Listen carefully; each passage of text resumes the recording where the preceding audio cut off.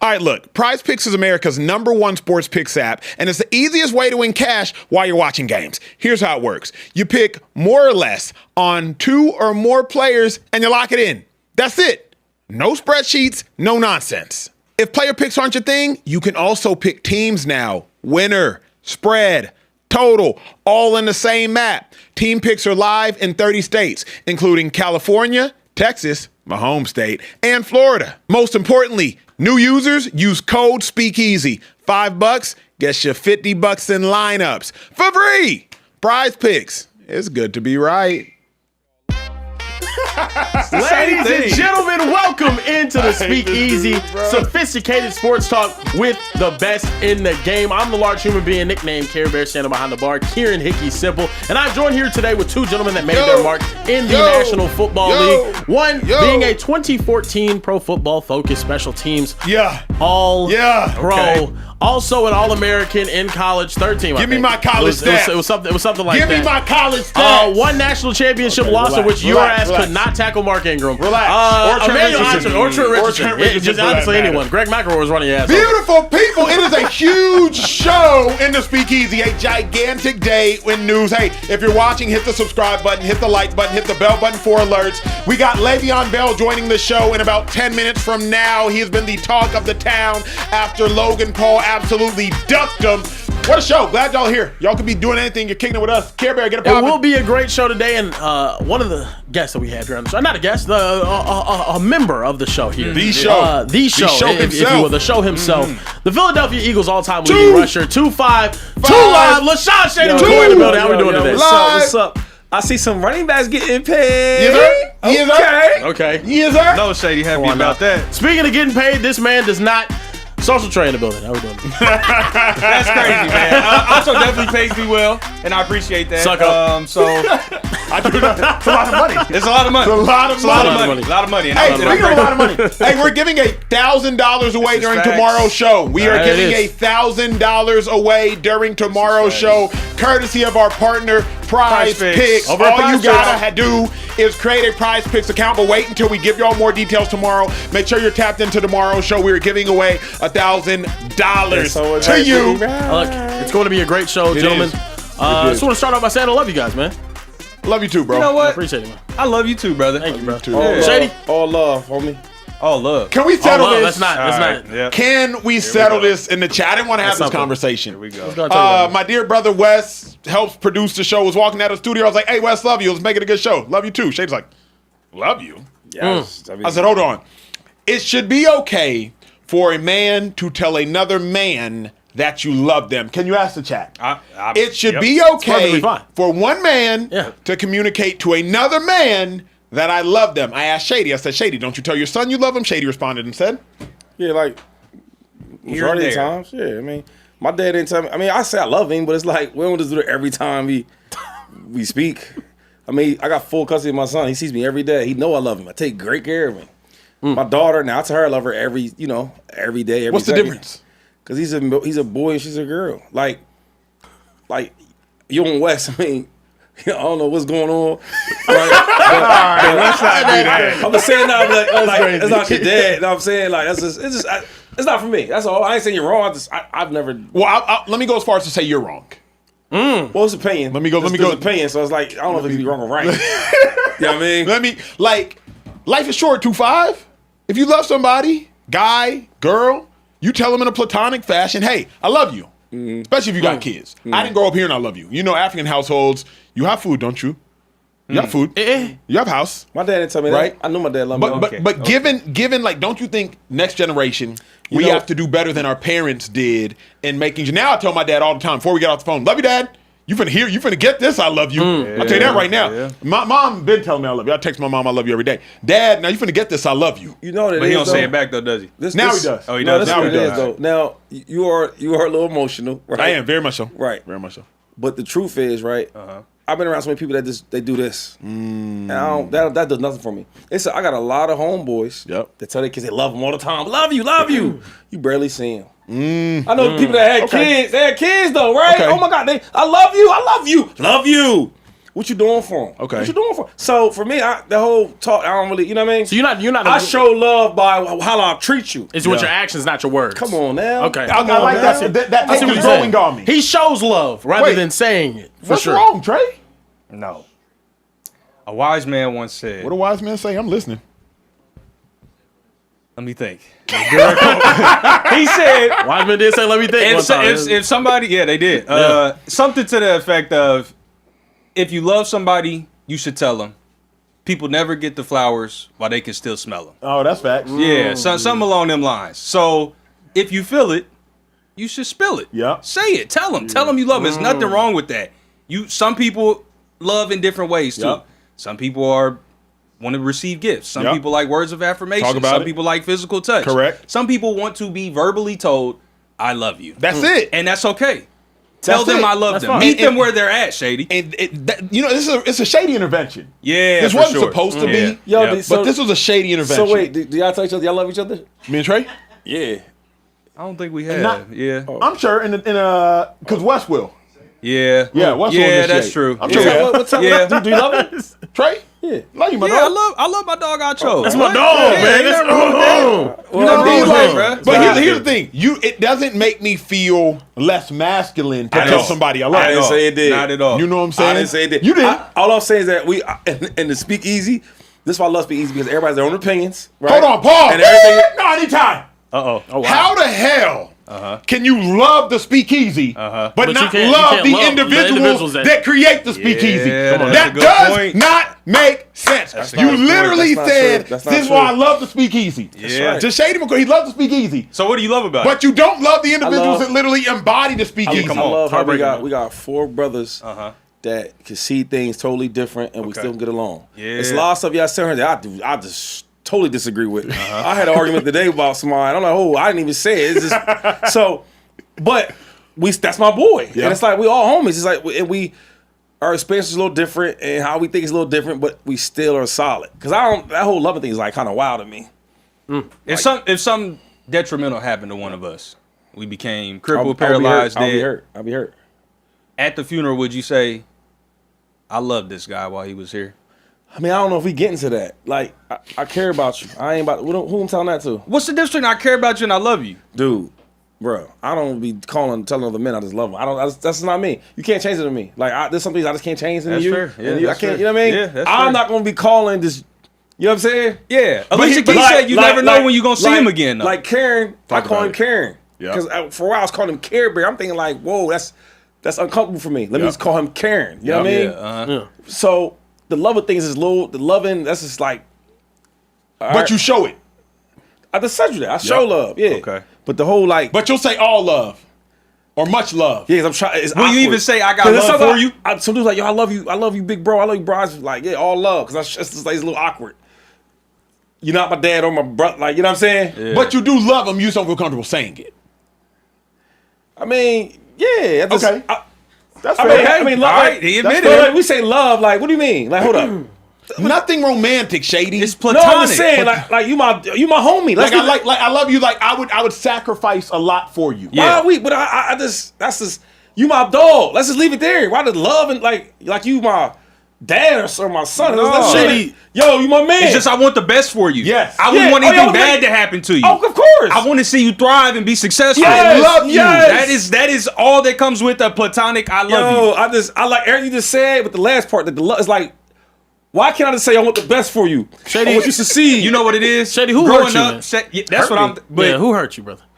Shady is show- equating you love should- with you should- romance. That's Nah. what I'm saying. Like And it's love not, it's has not many always- different forms. Did It can the be young lady platonic, in your younger years romantic. tell you that she loved you and then do you dirty, brother? I've been giving you game off the set. I've been giving you game my relationship off the set. You gonna ask me, I've been hurt? No, I'm just true to this. I'm saying I do back in this. the day when you was like in high school or whatever. I was popping. I never had an issue like this. Okay, I feel you. You said you were a Well, listen, heartbreaker, I not the asked one the getting your chat. heart broken. I said, chat, is it okay for one man to tell another man that you love them? And for the first time in Speakeasy history, Finally. Wow. Thank the God. chat adamantly disagrees with LaShawn McCoy.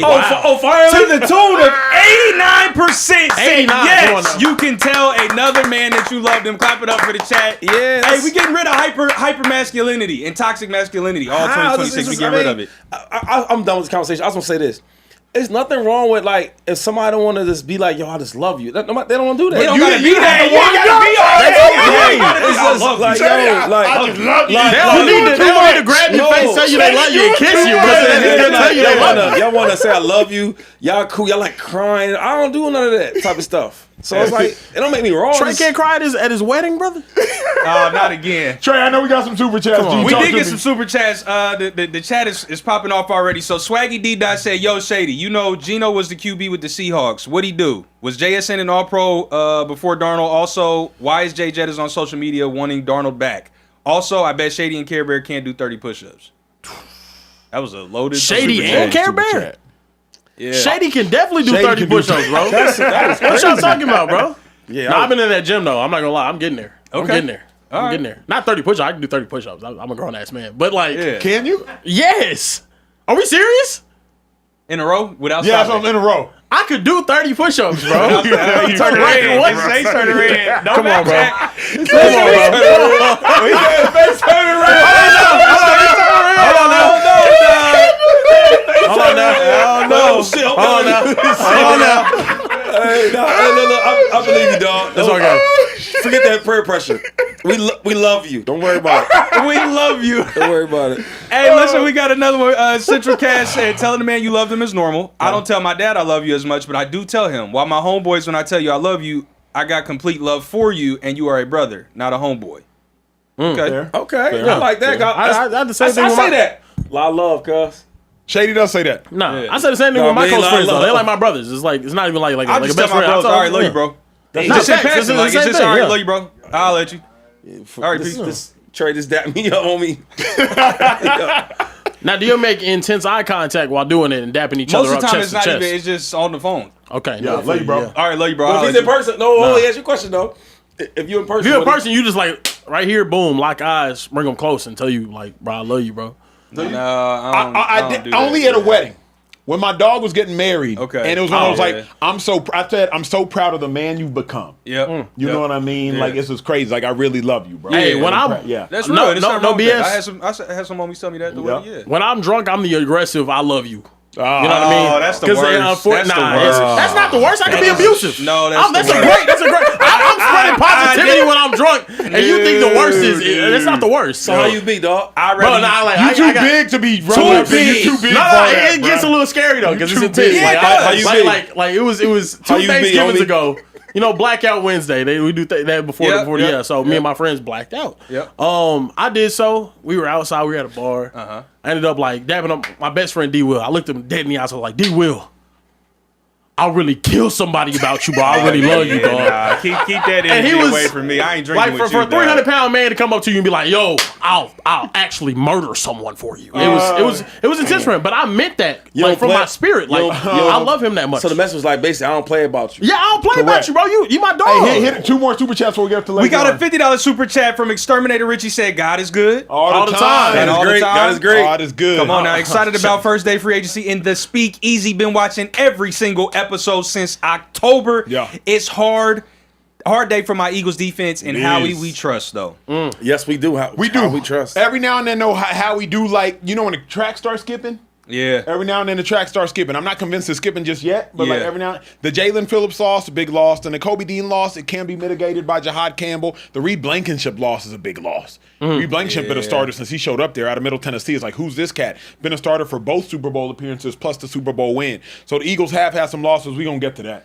Yeah, one more real quick. Afro Thunder says Shady got to learn about agape love. LOL. Yeah, we'll Agape. send you with some homework, Shady. Who's Agape? It's a Who's he?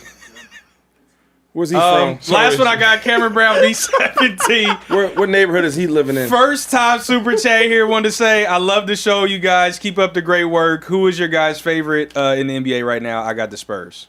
Mine's the Numnier. Who? Did you say what's the? You said Agape. Agape. Oh, Agape. Agape. That's my favorite NBA player. Who was that? Hey, agape? Agape? Agape is a Greek word and it means unconditional. Yeah. I ain't Greek. Eros love. It's like, it's that like erotic one. Phileo love, brotherly, where they get to the city of brotherly love. Well, you say erotic is brotherly? Eros. And then phileo. Oh, okay. So phileo love, agape love, and then that's Eros Philadelphia love. though. The city of Right, brotherly Acho, love. Come on, real lover boy. I was about to say. He just ran it down. Hey, like we that. all know we got to talk about free agency, but also the news of the week has been Le'Veon Bell and Logan Paul ducking him in a speakeasy. Le'Veon said he's finna join the show. Can we dial him up? Yeah. I'm actually just gonna. Yeah, I ain't gonna lie. I wasn't feeling what Paul was. You know that rap, and then you got a fake call. That was crazy. Yeah, that was crazy. That was And then another thing, like he probably didn't know Le'Veon Beverly box. Correct. Cause Le'Veon can rock. Correct. For real, and he ain't no little dude. You know what I'm saying? Correct. That's correct. facts. I keep going to super chats to Le'Veon get on. If we want. Please. Okay, bet. So, Chips and Gravy 8 said, just want to say, huge fan from Australia. Love the show. In context, P.S. Shady, you the reason I'm an NFL and Eagles fan. Go Birds. Shout out to the love from Australia, man. We get a lot of love. That's a first-time super chatter. We love you, dog. Let me see. I got another one from Zay Daily Life said, what do y'all think of the trade rumors regarding Brian Thomas Jr. and the Giants? They trying to move him. Yeah, trying to move him already. Yeah. TK8458 said, first super chat. Love the speakeasy. Love to see brothers with a platform. My Steelers are finally making moves. What do y'all think of DK and Pittman Jr. with Rico and Warren out of the backfield? Steelers are making hella moves, if we being real. I love the Rico move finally because Warren is a good back. Plus you got him. And then Michael Pittman is, I think, who the Steelers needed. Yeah. Because you got DK, a good number one, but you have like a 2+. DK got to step it up, though, bro. You do. I think he's a hell of a talent, man, but he's too inconsistent. Yeah. He drops the ball a lot. Yeah. You know what I mean? For him to be a number one that good. Because he is nice. Yep. You know? But he got to play like all the time. That's facts. That's true. Jakey J said, my Packers in trade talks to get Jalen Carter. You think the Eagles let him go for Dontavian Wicks? No. We will not do that. Uh-oh. Wow. Be so sure, Shady. Nah, we ain't Put doing the that. cart before the horse. Nah, I won't do that. Hey, let's just start with the Chiefs and then when Le'Veon get to us, Okay, bet. Let's go and talk about the big news of the day. It's a 3-year deal worth up to $45 million for Kenneth Walker to join the Kansas City Chiefs, the highest paid free agent deal for a running back in NFL history, fresh off of him winning the Super Bowl MVP. Fellas, how do we feel about this deal, and how good does Kenneth Walker make the Chiefs? Kenneth Walker, I love the move, Kenneth Walker to the Chiefs, because now the Chiefs get the running back that they need without having any questions of any rookie adjustments had they drafted Jeremiah Love. You don't have to worry about trading up to draft Jeremiah Love. Remember, the Chiefs sat at 9, the Saints sat at 8, I believe the Washington Commanders sat at 7. So even if the Chiefs sat at 9, there's a world where if they did not get a running back like Kenneth Walker, they would have had to figure out how are we going to get from the 9th pick to maybe the 6th overall pick to head of Washington in order to get Jeremiah Love. Instead, Chiefs get Kenneth Walker. He's probably going to be, not probably, he's definitely going to be better than Jeremiah Love would have been this upcoming season as a rookie. And on top of that, you still retain a top 10 overall pick. So now if you're the Kansas City Chiefs, offensively, you look really good. Travis Kelce's coming back. We'll get to that later. Kenneth Walker, you got him, and you still have that top 10 overall pick in the event you think you want to go get a receiver, or more importantly, in the event you want to trade back. Realistically speaking, you're still a very talented team. In the event you want to trade back and see what happens there. So I love Kenneth Walker to the Chiefs. I think it was brilliant by them. Brilliant. Don't wait till the draft. Brilliant. And another thing about the Chiefs is they haven't been throwing the ball well, right? Yeah. Can't really find the wide receivers he really wants. The guys he did have, some had issues off the field, so they couldn't be there for a little bit. And then the guys you did have from Texas, they've not been playing well. They haven't been balling. So we got to go to this running game. Now you get you like a bona fide number 1 top tier back and Kenneth Walker in the backfield. They already had good defense. This is a perfect matchup because now it takes a lot of pressure off Patrick Mahomes. Yep. Sometimes you watch Patrick Mahomes, he got to be so special, he's got to be so great. Now you let Kenneth go in there and ball out in the pass game, in the running game. Yeah, no, I think being in a position to trade up for a rookie is just not a position you really want to be in a lot of the times. I think the Kenneth Walker being there is huge now for them. Obviously, they weren't going to be able to get Jeremiah Love at 9 now, as it looks like it's 7 and 8 for the Commanders and the Saints. They were looking to take him, so I think that was big news. Also, but hold on, before we move to the Trav news, Shady, do you think it was smarter to get K9 or try to keep that number 9 overall pick and get Jeremiah Love? I think Jeremiah Love is going to be phenomenal in the NFL, but go with the proven product. I mean, you got a chance to get the Super Bowl MVP. like a real Super Bowl MVP. Yeah, and he got it. Right now, you can move that pick and get another player in the NFL, or trade down, get some more picks, or use that pick and get something you may need because you just lost 2 corners. The one thing about the Chiefs that people don't understand is that they've been good for so long, right? They can't pay everybody, but they do a good enough job in the draft. Think about that, though. Yeah. McDuffie was drafted there. The other cornerback, he was drafted there. They do well at drafting. Yeah. Ladarius Sneed, he was drafted there. Yeah. You get what I'm saying? Yeah. So, like, now, okay, I get a top-tier running back, and I can draft some other players. How does Kenneth Walker change Andy Reid's offense? Because Kenneth Walker should be the best running back Andy Reid has had since you. No. Who? Kareem Hunt, he had 2 years. It was elite over there. Okay. You forgot? Okay. Yeah, don't forget. But remember, Mahomes has never had a 1,000-yard rusher. Never. Kareem Hunt had Kareem Hunt 1,000 is yards before Mahomes was a first year. starter. Yeah. But Mahomes hasn't had a 1,000-yard rusher as a starter since 2018. Kareem Hunt had 1,000 yards in 2017. Maybe it was Alex Smith. Someone correct me if I'm wrong. Yeah, so, like, does this change Mahomes? Does it change Andy Reid? No, at this point, man, he's like Tom Brady. We know he's great. He's want to win. People forget that Tom Brady, I played with him, and I'm like, damn, I've never seen a quarterback change a passing play to a running play. Like, nobody does that. Yeah. You know what I'm saying? Nobody does that. And I think Mahomes is that type of dude. I want to win. Like, I've been on this throne for so long, and somebody finally knocked me off. Well, they didn't really knock him off. They knocked the team off. I got to get back there. So if it's running the ball now with Kenneth Walker, if it's looking at changing the offense, people forget that the Chiefs used to be a down-the-field, fly-high offense, right? Air on, and then that left. Right? Yeah. You had Tyreek Hill, he left. Kelsey kind of got a little older. Yeah. Guys are not there around, so we had to find a way to win. Now let's win close games. Let's not throw the ball deep. And they've been winning. Yeah. So I love this move. Andy Reid is so smart. Another thing he did really well, he brought back the offense coordinator, Eric Bieniemy. Now people's like, well, why'd you say that, Shady? Because you always said that he wasn't that good of a coordinator. Well, no. I said that I haven't really seen him be a coordinator. I've seen Andy Reid call the plays for him. But one thing he's going to be good at is making them boys disciplined. Andy Reid's a little older now, right? Talked to him at the combine. He had a little knee surgery, whatever it is. But he's not the same. He's not yelling at the guys no more. He's not super on them about certain things. He's getting older. One thing Bieniemy's going to do, he ain't going to call no plays, but he's going to make sure them guys are in line. Hey, if it's 2 yards outside the numbers, it's 2 yards outside the numbers. Yeah. If it's high and tight, it's high and tight. Like, he's going to make sure they're going to be disciplined. And I think the Chiefs' offense, with that discipline there with him and Andy Reid calling all the real plays, they're going to be dominant again. Fair. Yeah, no, it's huge, too. Also, I like them keeping their other first that they got trading for Trent McDuffie. More Chiefs news, though. They're giving free agent tight end Travis Kelce a 1-year, $12 million deal that has a max value of $15 million per source from Adam Schefter here. Travis Kelce, being the Chiefs. Does the AFC run through the Chiefs again with these moves they've made in the offseason? I need 2 years to believe the Chiefs are like dead.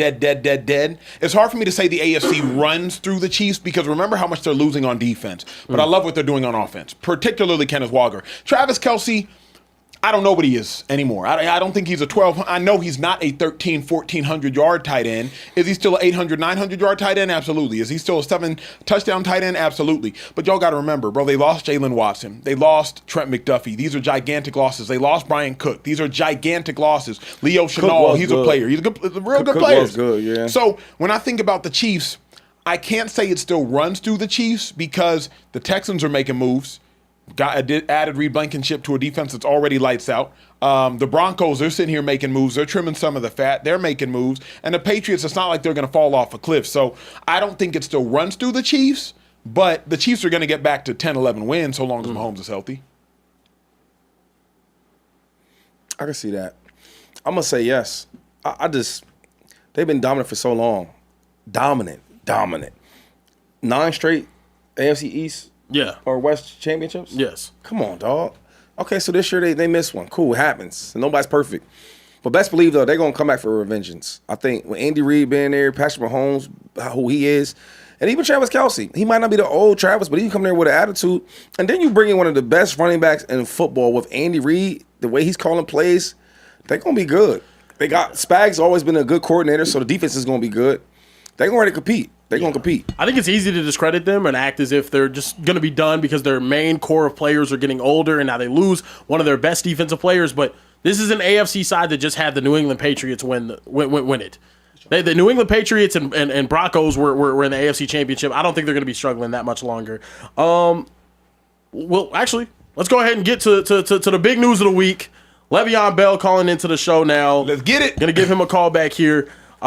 Big news in the boxing world. Logan Paul has essentially ducked this man. After calling him out, he accepted every single one of his challenges and whatnot. So we'll see if we can get him in the show real quick. There he is. There you go. He's in the building. Round of applause, please. How you doing? Please, Le'Veon Bell in the building. Round of applause, please. Okay. The people's champ. Hey, my mama said, look, if it look like a duck, if it quack like a duck, it's a duck. That's a fucking duck. That shit a fucking duck, man. Hey, what happened though? Yeah, talk to us, What G. happened, dog? What happened? Man. Somebody from the WWE called him. I'm saying, but did he call you like, yo, let's get the fight on? He didn't call me, so what happened was he sent the DM, like, send the contract. Yep. So when I seen the DM, it was probably like an hour later when I seen his DM, so I sent him my email, whatever. I never got a contract, so I'm just kind of waiting. Look, I didn't even say nothing. I didn't even call him out or nothing. I gave it like 40, in 24 hours I wanted to say something. Like, hey, it's been 24 hours, bro. I ain't got no contract, bro. But I let him eat, bro. I'm like, you know what? I'm giving him 2 days. I'm giving him 2 days. Bro, next thing you know, he getting a call from the WWE that, Chris telling him he can't fight. All of a sudden, but you was just fighting Dylan Dennis. Under contract. Yep. What didn't Brock Lesnar fight under contract? He's in WWE fighting UFC. He's fighting MMA, bro. So it's like now all of a sudden when you call out NFL players and somebody's able to like, okay, bro, let's do it. Let's do it. And then let me tell you how he tried to duck it the first time. People don't even know, bro. Actually, y'all caught it though. He tried to duck it the first time because he's like, man, look. We ain't even sparring. You can't even get in the ring with me unless you're willing to bet $1 million. If you ain't willing to bet $1 million with me, we can't even do it, bro. Look, bro, I don't give a fuck. It was my last $1 million. I'm like, bet. I'm like, bet that shit. I guarantee. And I'm like, all right. I'm like, cool. I don't want none of your judges, bro. Fuck them judges, bro. We don't need none of that, bro. We gonna just do it round by round. We can do 3-minute rounds, and we gonna just go to somebody's stop. Hey, so hold up, because that's the Floyd way. The Floyd way is doghouse rules. Until somebody quit. Just go to somebody's stop. Why not? Just go to somebody's stop. Don't need for no judges, bro. Let's just do that, bro. Because at the end of the day, then he talking about some next weekend. I'm like, bro. I do this. I stay in the gym. I'm in there every day. I was telling it's crazy. We can do that shit tomorrow. That's why I said, like, shit, we can do that shit tomorrow. It don't matter. But he's sitting there trying to make all these little rules and stuff. Like, I was going to turn it down. He was hoping I said no. Or, that I wasn't going to have the money to put up. Like, it's like, bro, like, this ain't that, bro. You're not about to duck it like that, bro. But, he still found a way, bro. It's unreal. Hey, bro, how you have so much confidence you was finna whoop him? How you know? He do this though. He box. I do this shit. Like I do this shit, bro. I'm in there every day, bro. I just know I put in way more work than him. And at the end of the day, he don't got the God-given ability that I got. You know what I'm saying? God done blessed me with some gifts. You know what I'm saying? And the mindset, and I know what I can bring. You know what I'm saying? The crossover, because at the end of the day, y'all. Shady know how I work in the football field and how I work out just in general. I just take that same mindset now and just moved over to boxing. You know what I'm saying? So I'm in the gym just nonstop. I'm sparring guys that people don't really know I'm sparring, man. And I'm in there. I'm in there. Now, I went to a boxing match or a sparring match with him. He in shape, though. So I think what happened was he wanted to call out a NFL player that don't really box for real, but that got some size, so it looks good. Because his brother fought Nate Robinson. Now, Nate Robinson, he ain't no chump, but he ain't no boxer. Le'Veon boxes, though. He boxes with you. Yeah. But, all right, Nate Robinson, right, bro? Let's be real. I'm not even trying to diss basketball players or nothing, bro, but basketball players ain't got that. If they get touched a little bit, they flopping, bro. You know what I'm saying? They get touched a little bit, they flopping. It's like they ain't got the mindset of a football player, bro. Like, bro, I would go with a linebacker. It's like me and you all day. Like, the first person who somebody got to quit. You know what I'm saying? That's what it is. It's like the mindset, bro, of boxing. You know what I'm saying? Like Nate Robinson is nowhere near.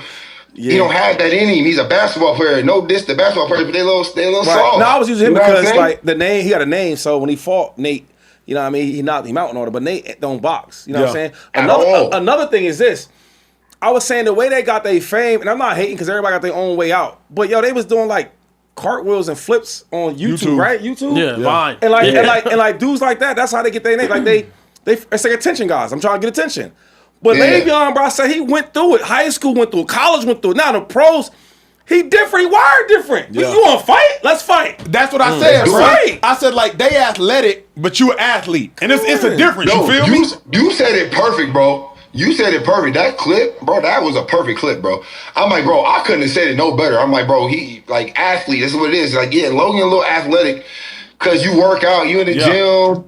You know, but it's like, okay, when it comes to competing, that's when it shows, like, who an athlete is. Yes. Like, all right, bro, it's time to compete, bro. What's up? Yeah. We've been doing this since I was little. I've been competing since I was little. And you're going to always compete and keep leveling up. So it's like, you try to shy away from the competition. Don't ever call yourself an athlete, bro. Yeah. Hey, what's your message to Logan Paul? Like, what's your, camera, what's your message to Logan Paul, bruh? He can't keep ducking. And the only way he can ever be in the ring again is he's going to have to be against me. Everybody going to ask for that fight. Yeah. Or just don't step back in the boxing ring, bro. Like, straight up. You know what I'm saying? Yeah. And if it ain't him, though, because, you know, Jake always trying to come save I'm about to say, though. Now, Jake boxed, though. And Big Bro do it. What's up with Lil Bro? Oh, yeah. I would love that. Because I would love to show people what the fuck this is about. I would love to show that shit. Hold on, so you calling out Jake Paul right now? Is that what I'm hearing? Bro, I obviously want Logan, but if Jake I want to smoke with either one of the Pauls, bro. I want to smoke with fucking Chris Paul. I'm saying, hold on. Chris Paul catch you strays? Jake Paul's the only one available right now. Paul Crew. If your name is fucking Paul, I want the fucking smoke, bro. Like, straight up, bro. Chris Paul Crew, I don't give a fuck, bro. Wait, hold on, Pierce. Damn, Paul Pierce. RuPaul? Wait, Yo, Paul Bunyan can get the hands right now, bro. I see you at Chris Paul. Hey, said George Paul too. Yes. He said George. Oh, he get crazy. He get crazy now though. Everybody P their name.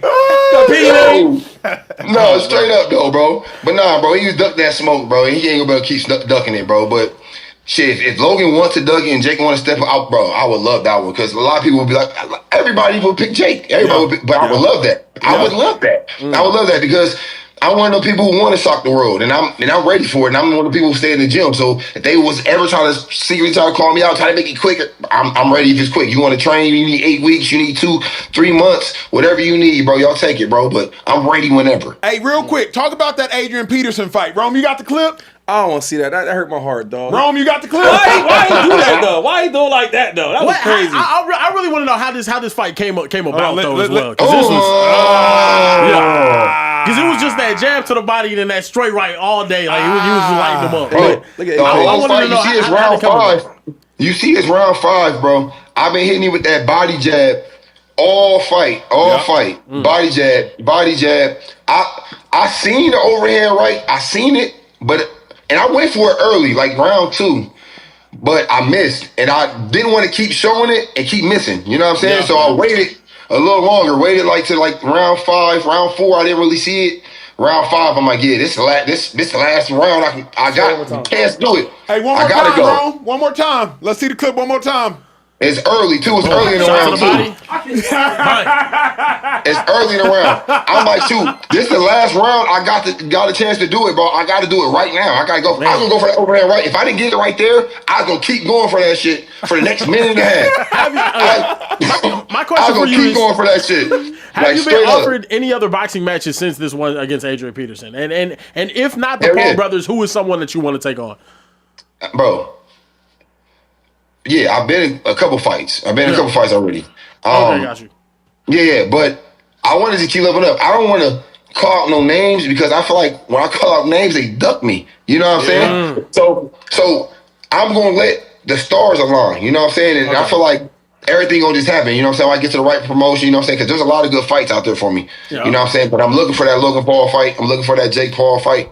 But those fights don't happen. There's other good fights out there. And just know the next fight, because what I really wanted to do was make that shit so big. Like, I wanted to make it in Pittsburgh. Yeah.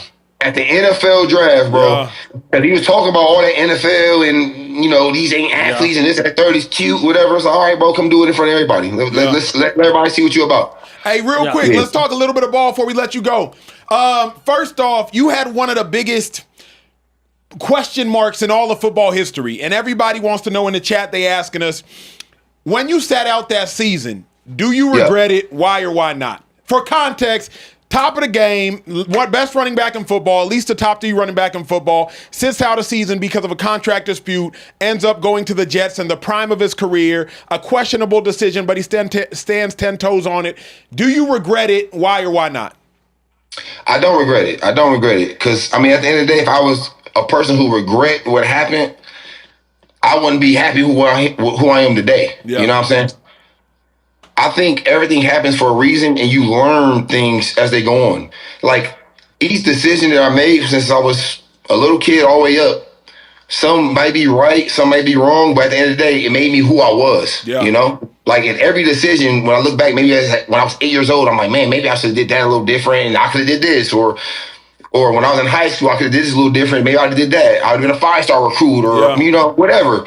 But I feel like everything happens for a reason, and life always teach you lessons, you know what I'm saying? So it's only wrong if you don't learn from that shit. You know what I'm saying? Yeah. Like, it's not about, oh man, I regret that I did not. If I had to go, if it was reversed and I did it back, I had to do it again, I would do the same thing. Because at the end of the day, that's how I felt. I'm like, man, if I am the best, y'all need to pay me then. Like, y'all giving me 400 carries.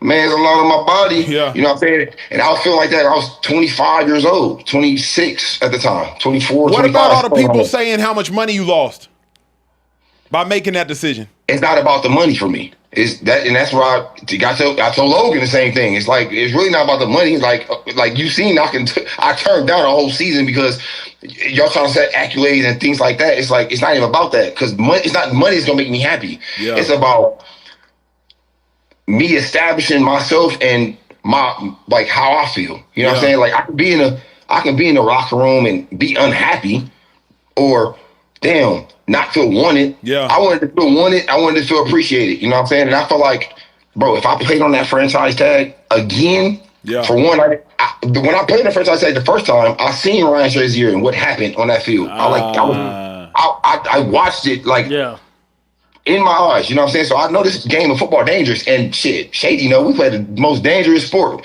Luckily, we was God-given, and we was able to shake out a lot of tackles and things like that. But I'm just saying, it's still dangerous sport, you know what I'm saying? So I had to solidify and worry about myself and my family and try to get guaranteed money, you know what I'm saying? I couldn't just sit there and rush for 1 year and then, something crazy happened. That's all. I'm going to circle back to the boxing thing as well, though. So obviously, Logan ended up saying that the WWE got involved and whatnot. If you get a call right now from the WWE and they say, yo, we want you to show up at WrestleMania, maybe jump in the ring or whatever, and have a little thing with it, would you accept that opportunity?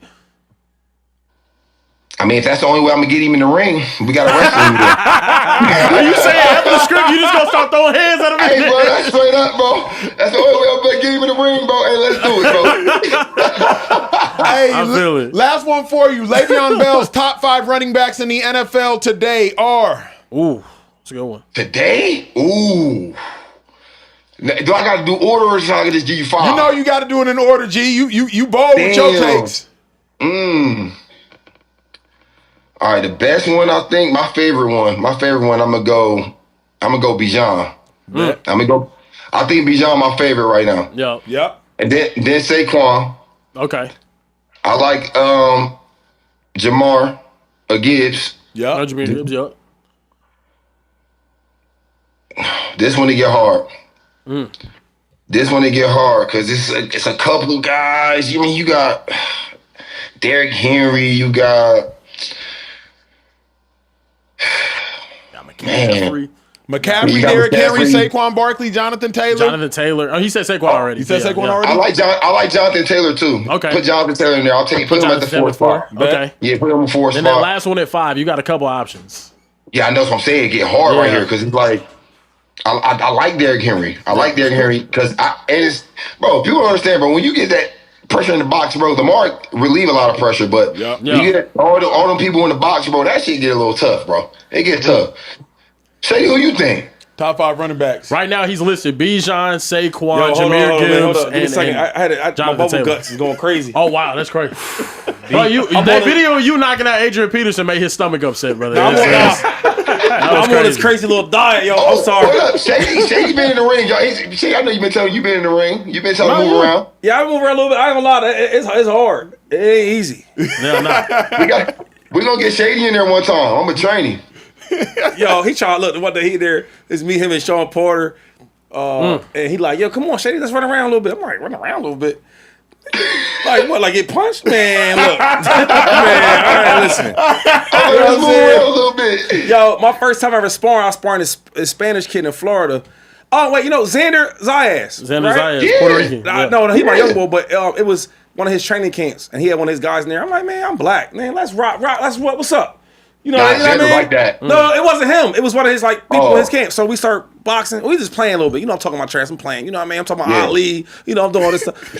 So I hit the bull a couple times. He ain't like it. You know what I mean? Yo, he just started pressing me. So I'm moving around because we athletic. I'm moving around still, but by like the second round, I'm tired. Yo, when Mike Tyson bit my man ear, I know what that feel like because you're so frustrated. You can't do nothing. You can't keep him off you. You know what I'm saying? Yeah. So no, you can't be that tired in the ring, bro. That's what it is. You gotta be on. You gotta be on that bicycle and breathing, bro. That's all it is. But you got bro. The trick is being relaxed, bro. That's the trick, bro. Yeah, a lot of people ain't got that, bro. A lot of people ain't got that. You know what I'm saying? If you ain't in there all the time and punches getting fucking flung at you, you go, oh shit. But now you know what? The hardest part was you know what I'm saying?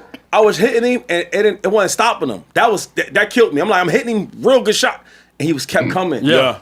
And by that you was hitting him in the face. You was hitting him in the face. All in the face. All in the bang, bang. You know what I mean? Yeah. That's what it was. You got to go that body. You got to go that body.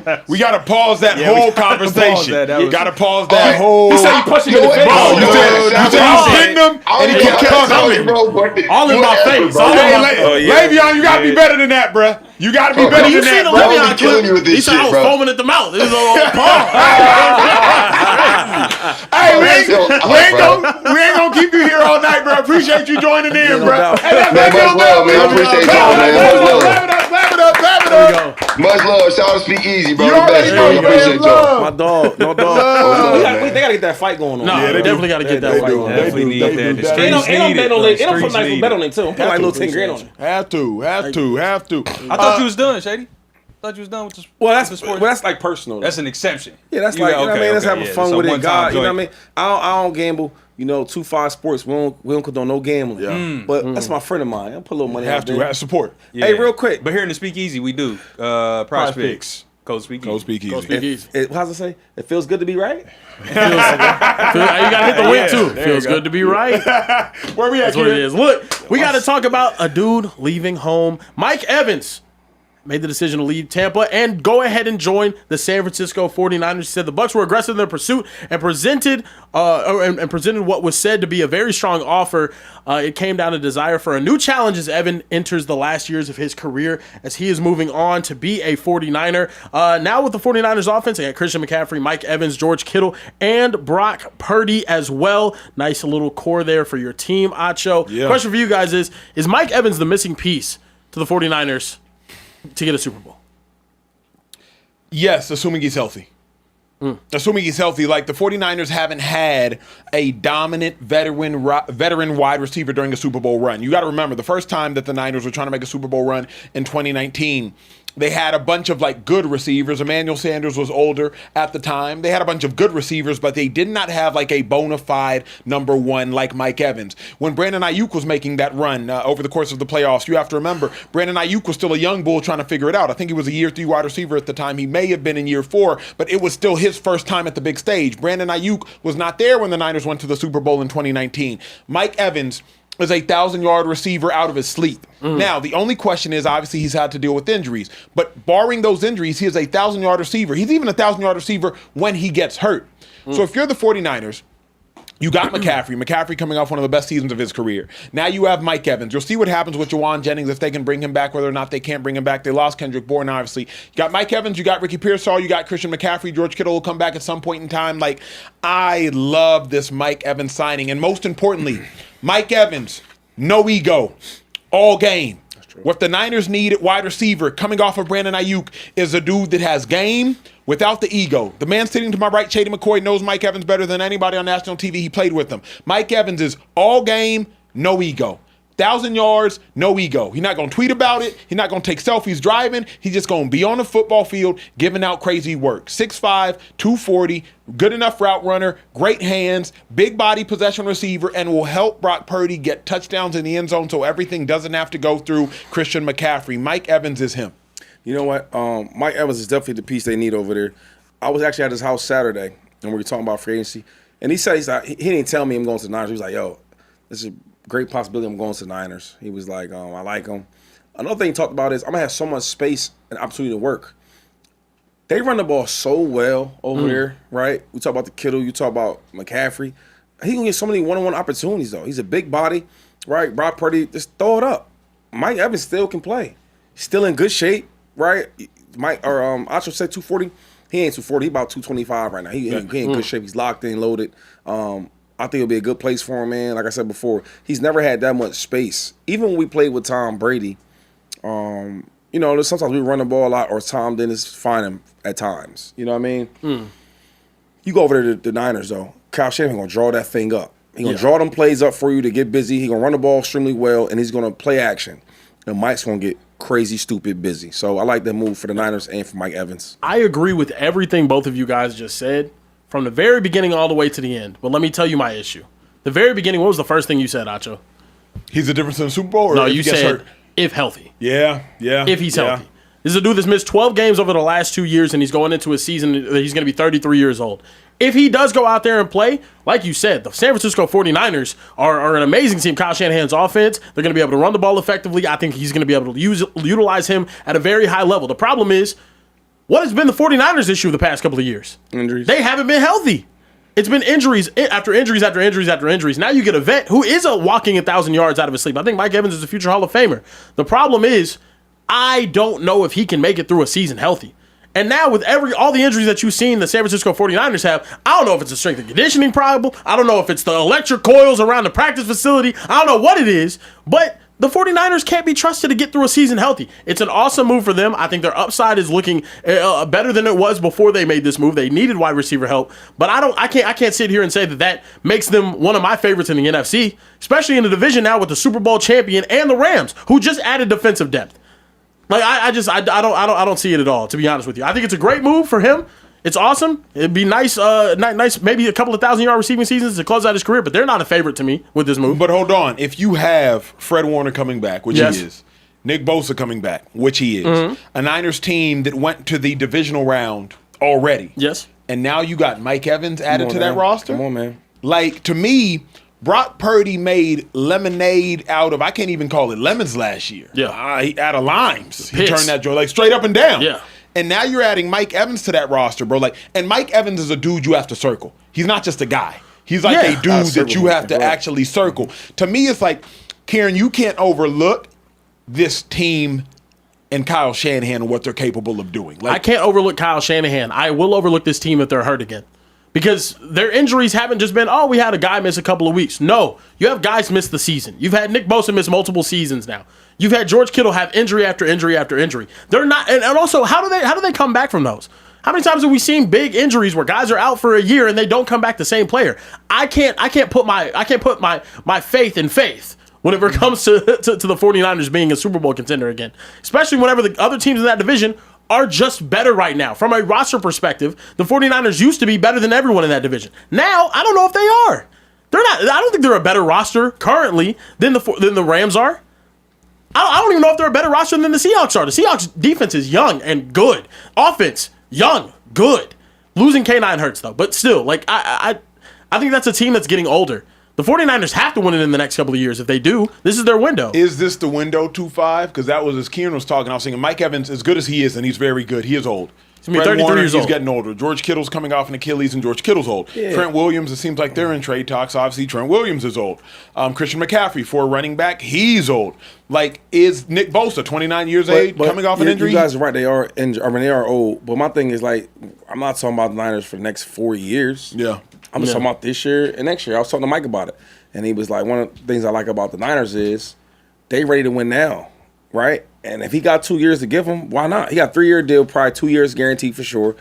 I think it's a perfect match. Yeah. I mean, you talk about all them guys coming back, them dudes is all dogs. Older or not, they can play, man. So that's the thing, Kieran, where I do disagree with you, is like, the Niners roster might not be top to bottom better than the Rams roster, but the Niners, if you were to take like the 10 best players, Niners gonna have about 6 of them. Come on, and they got great coaching. You feel me? They do. I trust Kyle Shanahan. Because Fred, Bosa, Mike, McCaffrey, Trent. You're talking 5 future Hall of Famers, more than likely. Yeah. Nobody else in that division can say that. Seahawks have really good young players. Name a Hall of Famer. But really good young players, obviously. JSN's had a phenomenal start to his young career. Yeah. The Rams, I think they have 2 of them. Matt Stafford, Devontae Adams. We'll see what happens with Puka. Puka's a phenomenal start to his young career. But them other boys in San Fran, 5 Hall of Famers. And if you want to remove Bosa because, one thing I got to say, though, if we're going to do that, Acho, because I got to be fair. Be fair. And honest. If we just at a park and we just picking players, don't Puka up there, though. Yeah. It's Puka and JSN. And it's a gap between any other receiver in that division. Yeah, I'm talking about no, not position. Just in players. Yeah. Puka up there. Yeah, if you draft in the division, all right. You know what I mean? You're probably going, disregard quarterbacks, they're overvalued. You're probably going. No, use quarterbacks. Use quarterbacks. Stafford's going first. That's it. Okay, now let's go. Let's get to it. Let's get to the party. Now it's probably JSN. I mean, cool. And then I'm probably going McCaffrey. No, I was probably gonna go Purdy, and then I was gonna go Puka. What are we talking about? I'm done. I'm done. I wouldn't have been mad if you walked out. I'm on the conversation. I wouldn't have been mad if you walked out. Now my stomach ain't hurting no more. That's crazy. But just off the asinine nature of that thing, that was crazy. You talk. It's like you not off talent. Wow. I'm saying a quarterback. I'm done. That's crazy. Done. Yeah, let's go to the next topic. Anyway, the Dolphins have their quarterback, new head coach Jeff Hafley. It's a great pick. Backup quarterback from the Packers over with him to Miami. Malik Willis has landed there. 3 years, $67.5 million deal with $45 million guaranteed. Brother is getting that cheddar negotiated by David Montgomery. Shout out Athletes First. Shout out Athletes First. Should Dolphins fans be excited about the addition of Malik Willis? Duh. Mm-hmm. Yes. When you talk about developing players, he's been developed. I don't know if y'all remember watching him with the Titans. Oh my God, he was god awful. Yo, and slowly but surely, he got better and better and better. He ain't make no excuses up. He put his boots on, tied them up the hard way, and went to work. And now I look at him now, and every time he gets a chance to play, he looks better and better and better. I love this pick. I kept saying, I hope he don't go to the Browns because I want Shador to be the starter. Malik Willis is like that, bro. He can run. He throws the ball well. He keeps the plays alive, bro. He's on time when he needs to be. I can't wait to see him play. I can't wait. I keep saying everybody saying, oh, but he hasn't started that much. So I watched so many times in the NFL where a quarterback can look not that good, and then he looks to have a good year. They pay him. A quarterback has 1 year starting year. They pay him. What's the difference? From what I've seen from him, the growth from the beginning to now, he's ready to be a starter, and he deserves the money he got. For sure. I'm excited about Malik Willis, but I have some reservations. I'm excited because he has all the tools. He has a really big arm. He's a capable runner. And more than anything, I'm really excited about the offensive coordinator, Bobby Slowick. If y'all remember, Bobby Slowick was C.J. Stroud's offensive coordinator, C.J. Stroud's rookie season. C.J. Stroud has a really good rookie season, leads the Houston Texans to the playoffs. Houston Texans did not have a dominant offensive line, and Bobby Slowick, he comes from that Kyle Shanahan tree. Bobby Slowick and Kyle Shanahan were on the same staff in Washington in 2013 when Bobby Slowick was an assistant linebacker coach. I met him at an All-Star game. So super excited about Bobby Slowick being the offensive coordinator plus Malik Willis. The reason I have my cautions is, what offense are the Dolphins running? What playmakers are the Dolphins returning? What offensive line do the Dolphins have that we're confident in? Tyreek Hill is gone. Jalen Waddle, have we seen him be the number one wide receiver before? Is he capable of being the number one wide receiver? Devon Achane, he's a really good back, an undersized back, but a really good back. He doesn't necessarily play on all 3 downs. Y'all remember, they try to bring in Ollie Gordon at times when they needed a bigger back. So I just don't know what offense the Dolphins are running. Really like Malik Willis' talent. Really like Bobby Slowick as an OC. I just don't know what system is Malik Willis going into. It's not like we're sitting here saying, okay, we know exactly what offense the Dolphins are going to run. We don't even know who their wide receiver one is going to be. We've never seen it. But you like the coordinator, right? Like Stoic as an OC. Okay, cool. So if you like him, then you believe in what he's going to do, right? Yes. Okay. I just don't know how he's going to do it. That's not for you to know right now. That's not. They're not paying you to know that. But you do love the coordinator. Yes, sir. That's all that matters. Yeah. Because you know his plan. You trusted him. Stoic's a really good OC. When he was with C.J. Stroud, bro, C.J. Stroud looked phenomenal. He did. We kind of forget that. You know what I'm saying? So I love this move, and he can run. Yo, you can do so much with him. You can do RPOs with him, or you can drop back and throw the ball with him. Do play action. He can play. So here's the problem. And he's got better. Real quick. Yep. There's so many players that have really good starts and they stall out and they don't get better. They don't develop. Yep. C.J. Stroud's one of them.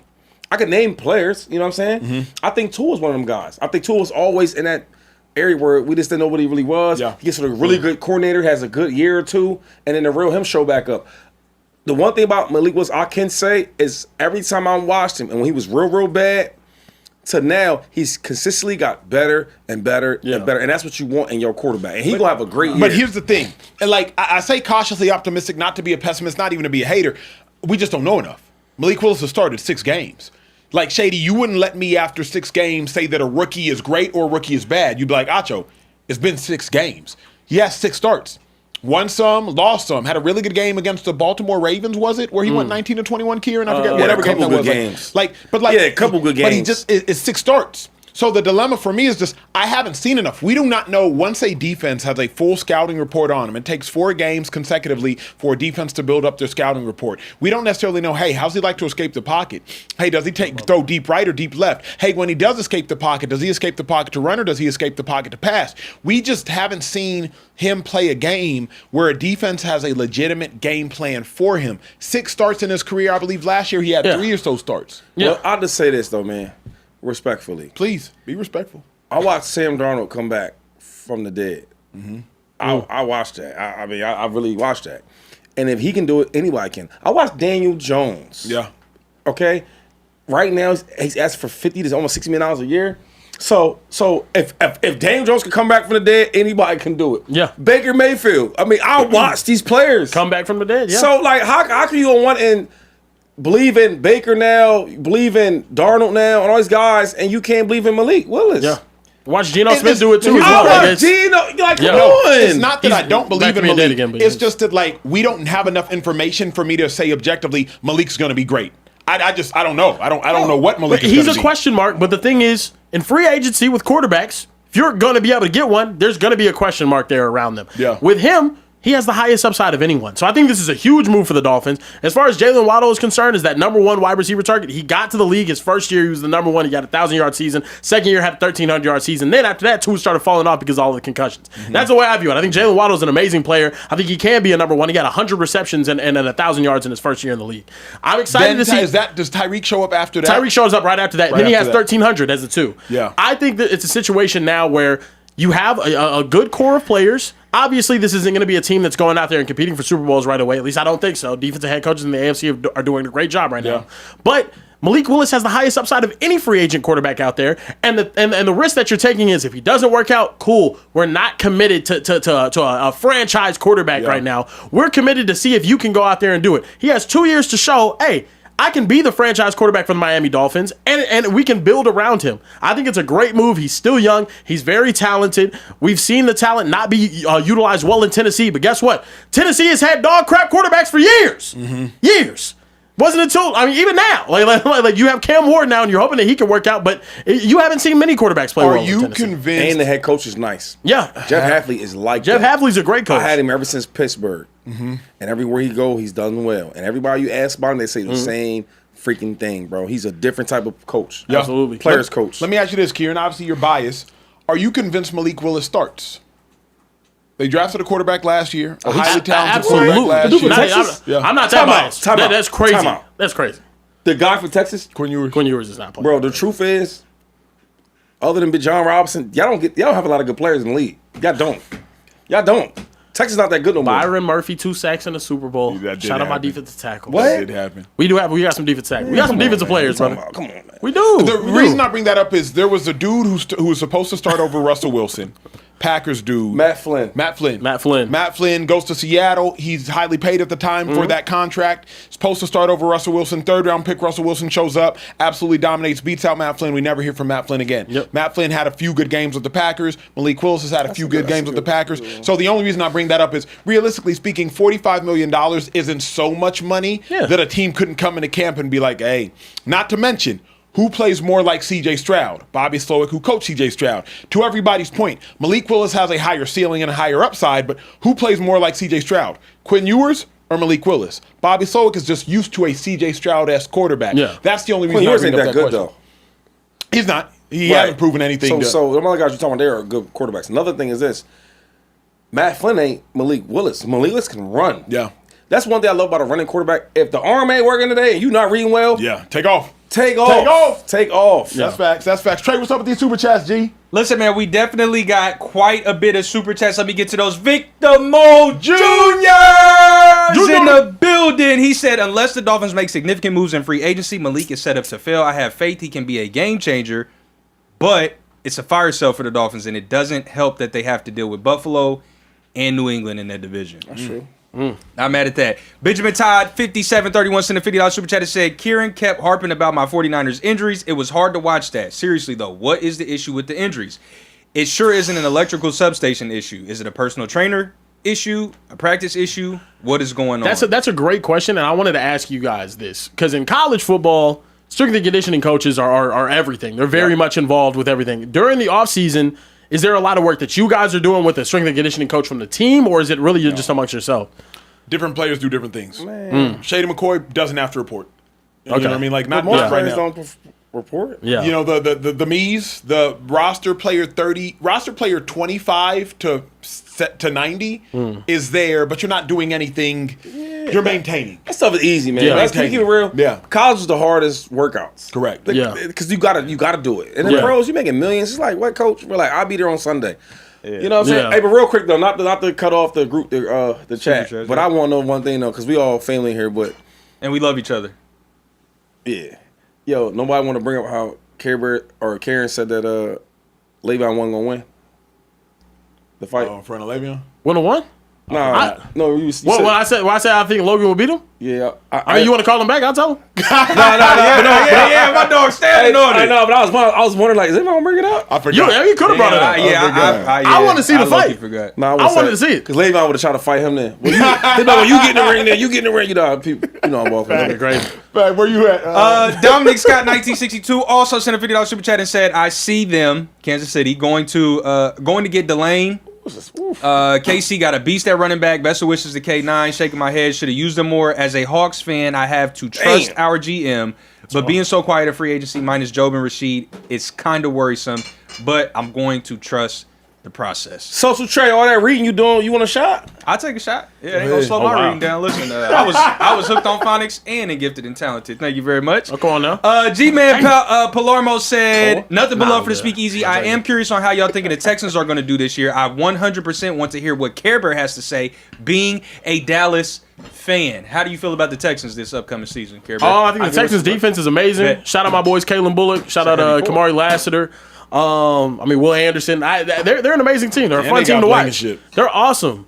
Also, just like the Cowboys, have not seen a conference championship my entire lifetime. So, like, until they do that, I'll actually start feeling a little bit. Pick up, though. No, they did. They absolutely did. Jared, the Texans, even though, he don't play all the time like that. But when he do turn it on, he turns it on. Yeah, that's facts. Definitely. I mean, I like them, though. Their defense is unbelievable, and I think they're going to continue being that good. Okay, Shady need a cup. Look, Shady, you see I'm holding it? You see I'm holding the cup? Yeah, that's a heavy pour, That's how you said it, ain't it? It's the one with heavy Oh, it's the... Ooh, no. Yeah, I can't do it with this one. It's the wrong cup. Different cup. Okay, bet. Keeping it moving. Solo Tay 8387 said, how you guys feel about my Rams? Last time we traded in side corners, Akib and Peter Super Bowl, Jalen Ramsey Super Bowl. Now we got the KC boys with a top 15 pick. Think we can go back? Question mark. Yes. Hell yes. We got to be the best in NFC after Eagles. Hell yes, brother. The Rams not only fixed their weakness, they turned their weakness into a strength. Yep.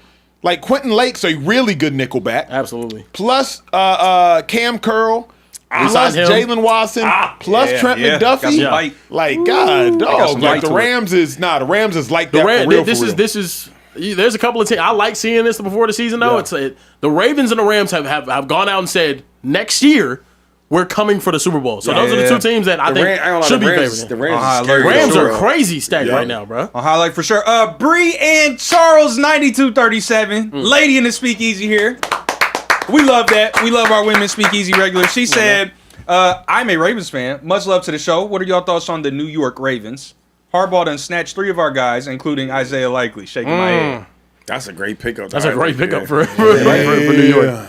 It's interesting. I see like the Giants are making a lot of noise, but are they making a lot of moves? What I mean by that is you lose Bobby Okereke, but then you get Tremaine Edmonds. Yeah. Like I like 1-for-1 swap. Okedeke's a really good player. Okedeke's top 5 in tackles, top 10 in tackles every year for like the last 2 years. Tremaine's a really good player. Yeah. So it's like you lose one, you bring one back. Cheaper though? Who was cheaper? They were negligible money. That's the thing. Like it was negligible money. Yeah. So it's they're making a lot of noise, but are they making a lot of moves? Yeah. Isaiah Likely, I like that a lot. Will be fascinating to see him as the number 1 tight end. Yeah. Because up until the last year and a half, it was Mark Andrews. Mark Andrews was a big dog. Then Mark Andrews, the last year and a half, really slowed down. I thought he was going to replace, but then he turned it back on though. Correct. I thought he was going to replace Mark Andrews, but he turned it back on. Y'all cut me off because we got a lot of show, a lot of super chats to get through. So you let me know. Sub-Zero X5X said, I have 2 hot takes when it comes to Le'Veon. 1, he helped ruin the running back market due to sitting out that year in an ego tantrum, then failing on the Jets. 2, those Steelers offensive lines deserve damn near all the credit for his stats. Oh, that's I crazy. can't do that. That's wild. I can't do that. That's wild. Now that is wild. But a dude who popularized patience, by the way, from the running back position. Like everyone was talking about. Come on now. Just hit the if you ask Frank Gore, he gonna say he started that. The patience. But I will say this: like Le'Veon was crazy. But that Steelers O-line was. They were like nuts. that though. Pouncey. That Steelers offensive line was nuts. But it goes hand in hand because he made them look special too. They blocked well for him, but he made them look special. Le'Veon, I ain't gonna lie.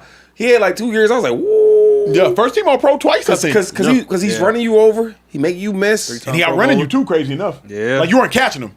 Yeah. Le'Veon, bro. Le'Veon. It's crazy though. Like I'm glad he feels comfortable and confident in it.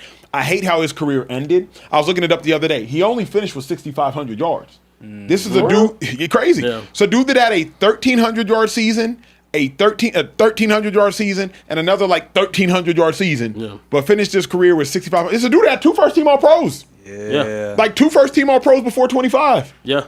Like it's just crazy, he had bro. I think he had 1 2,000 all purpose and like 2 other ones that got close to me. Yeah. 2,000. He never hit 2,000. He got close. No, he did in 2014. He had a 2,000 all-purpose season. Yep. But yep. But like, Le'Veon was like that. No, Le'Veon was like that, bro. So you're wrong about that. Le'Veon was the real. Yeah, he was like that. He was like that for real. Yeah, no. Where we at, Kieran? Moving forward, speaking of the Dolphins quarterback, the former one, Tua Tagovailoa, has now made his way to Atlanta, if you will.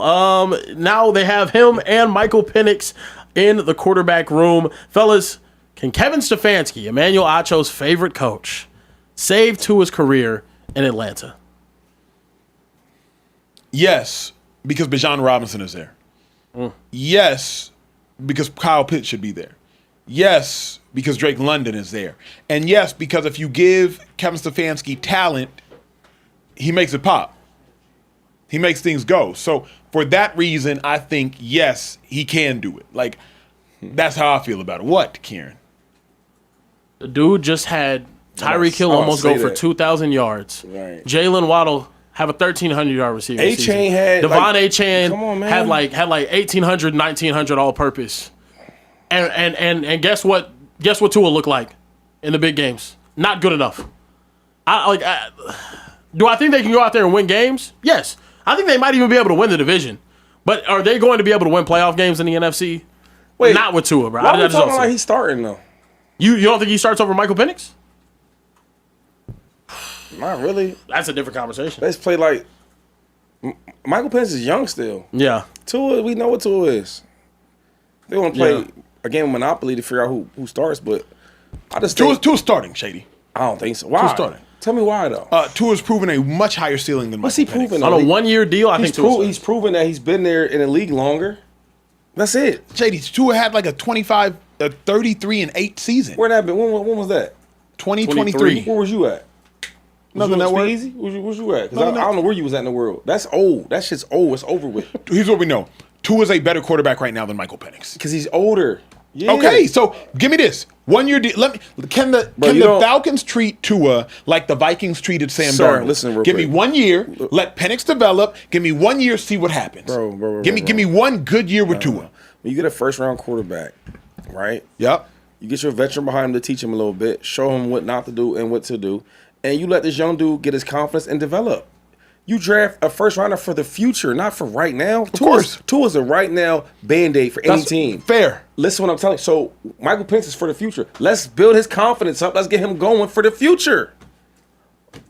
I think we're saying the same thing. Tua's not going to no team to solve any problems. He's going there to back up. No, hell no.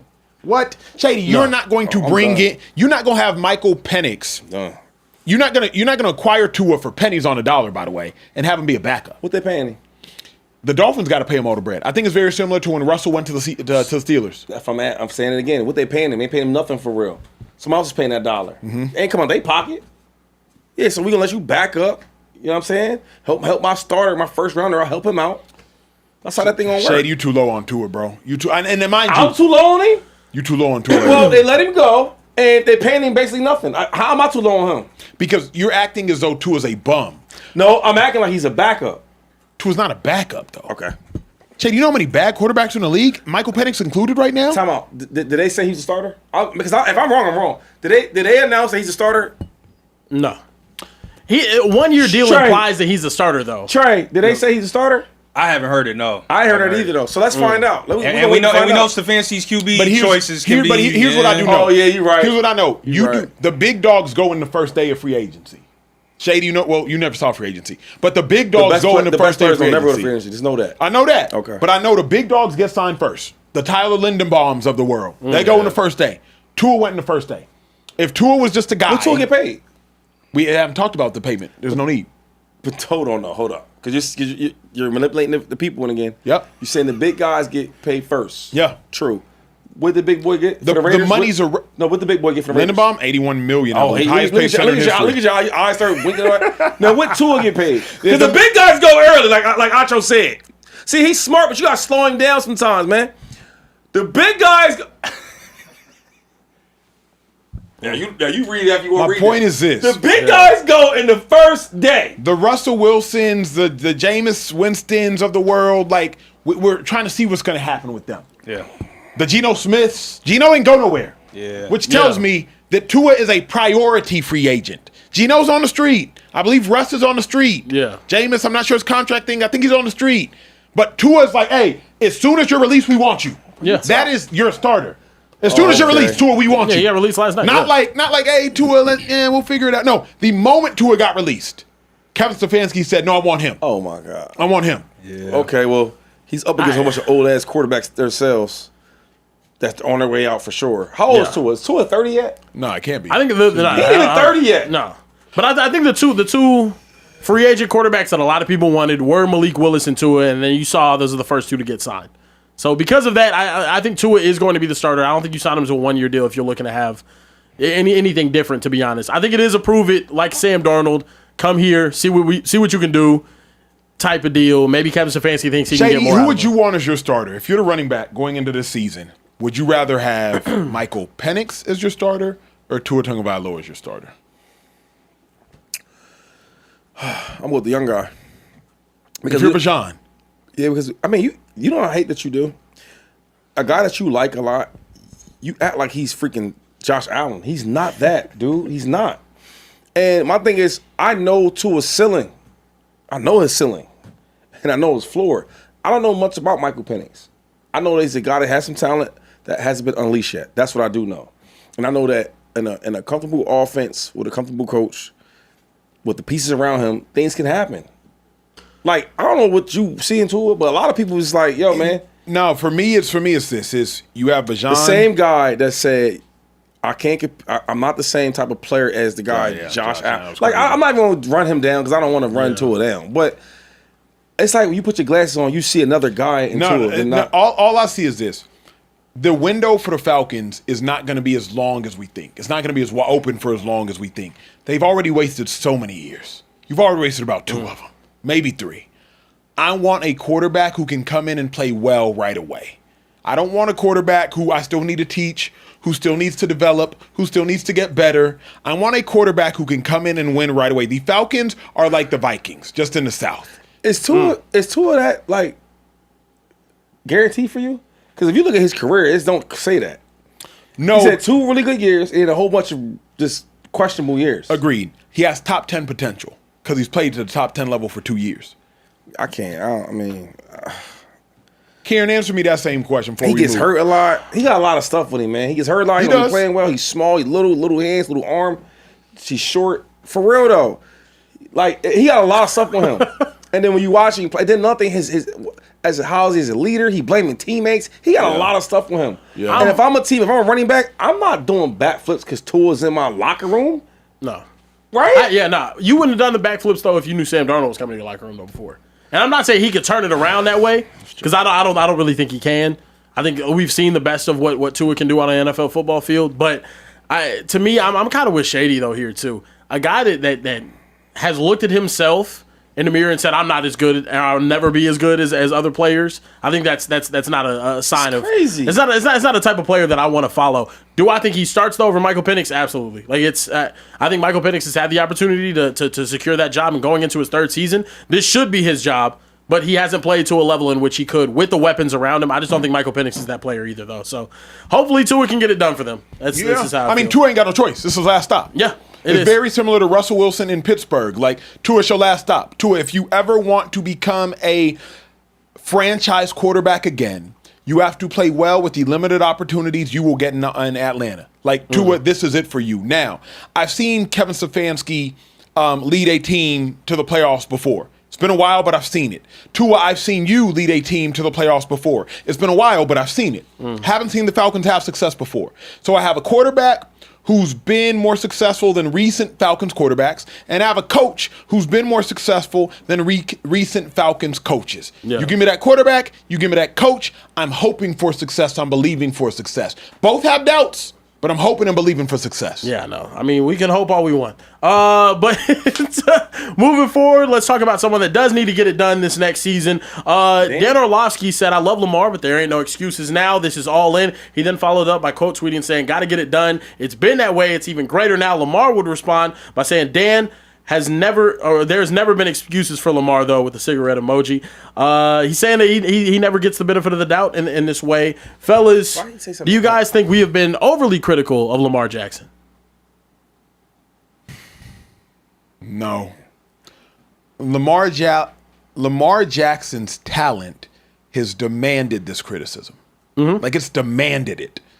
Lamar Jackson has been so good from high school to college, Heisman winner, Heisman finalist, to the league, takes over for Flacco, goes to the playoffs as a rookie, finishes a season 6-1 down the stretch, to a unanimous MVP, to another MVP. Lamar Jackson's talent has demanded this criticism. It's demanded this level of scrutiny because it's demanded this level of attention.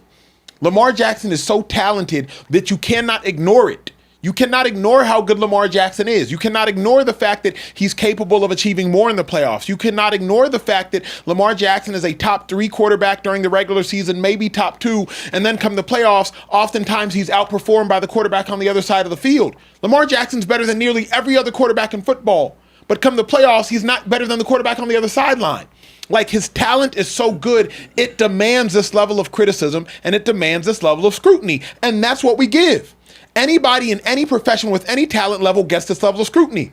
Denzel Washington, he gets this level of scrutiny. Singers, Beyonce, Taylor Swift, they get this level of scrutiny. Anybody who is as talented as Lamar Jackson is in his field, you get this level of scrutiny. Picasso, you get this level of scrutiny.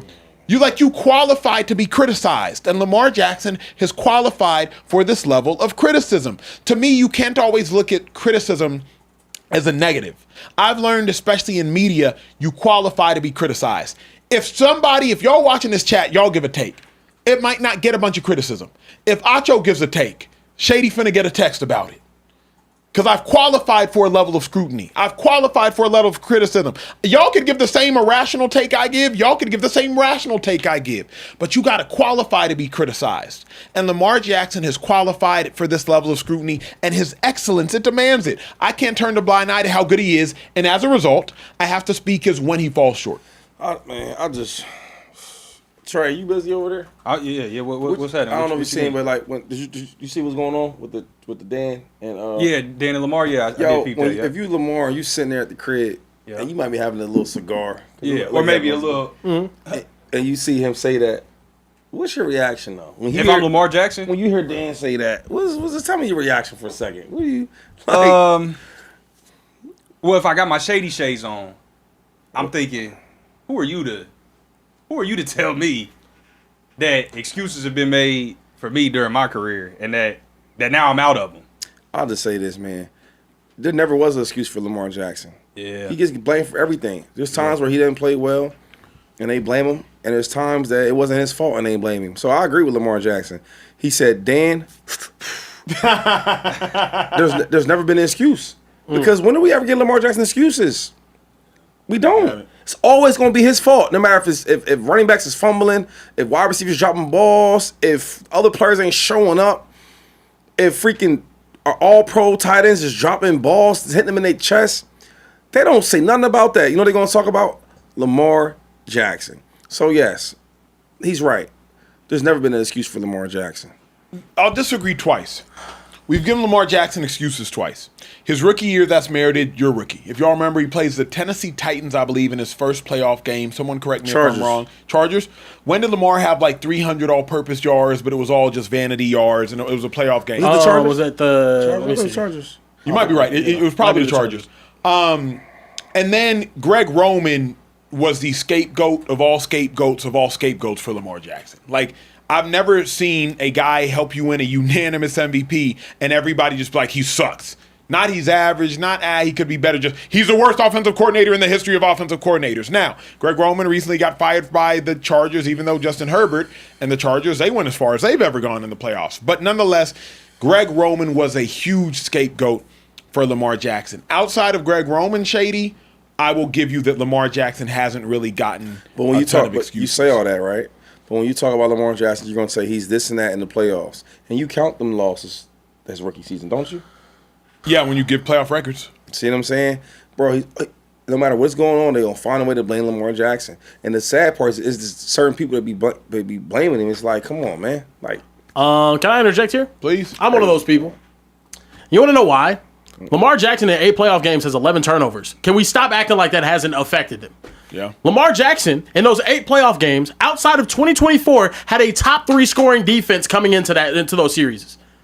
Don't turn the ball over 11 times in 8 games, and we're not even having this conversation. As a matter of fact, Lamar probably has multiple Super Bowls. I'm tired of it's crazy Lamar saying that there's never no excuses for him because there shouldn't be. Yeah. He plays worse in the playoffs than he does in the regular season. That's not opinion. It's not me hating on him. It's not any of that. Lamar Jackson is undoubtedly one of the most talented players that I have ever seen on a football field. As a matter of fact, I would say he's the most talented player to ever play the quarterback position in the NFL. Point blank, period.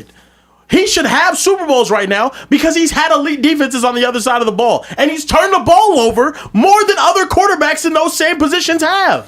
Sam Darnold wins a Super Bowl this year. How many turnovers did he have, Emmanuel Acho? I don't think he had any, He had 0. He had none. I'm tired of it, bro.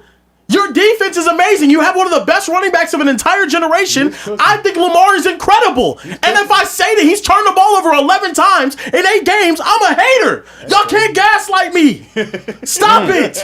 Lamar is incredible. Don't get me wrong. I'm not saying that he's not. The reason why they have not won playoff games, numerous playoff games, is because he turns the ball over. I'm not saying you need to be perfect, but in those same games, Patrick Mahomes isn't turning the ball over, and he's getting to the Super Bowl. Like I just said, Sam Darnold doesn't turn the ball over, and he wins the Super Bowl. Yeah. When you're one of the best players in the league, we're going to hold you to that standard. Well, you agree that Lamar has a different role than Absolutely. Than Sam Darnold, right? Absolutely. Okay, so hold on. No. I can't even say that. Because the reason why I'll give you that. The reason why the Ravens are so good is because of how special he is. No, pause. In the playoffs, they have the same role. In the playoffs, Ravens defense hold the Chiefs, and they did that. Yep. Lamar, don't turn the ball over and put up enough points to get it done. Yeah. In the playoffs, Sam Darnold put up enough points to get it done. Seahawks defense, do what you can to Matthew Stafford. Yeah. Like, do something.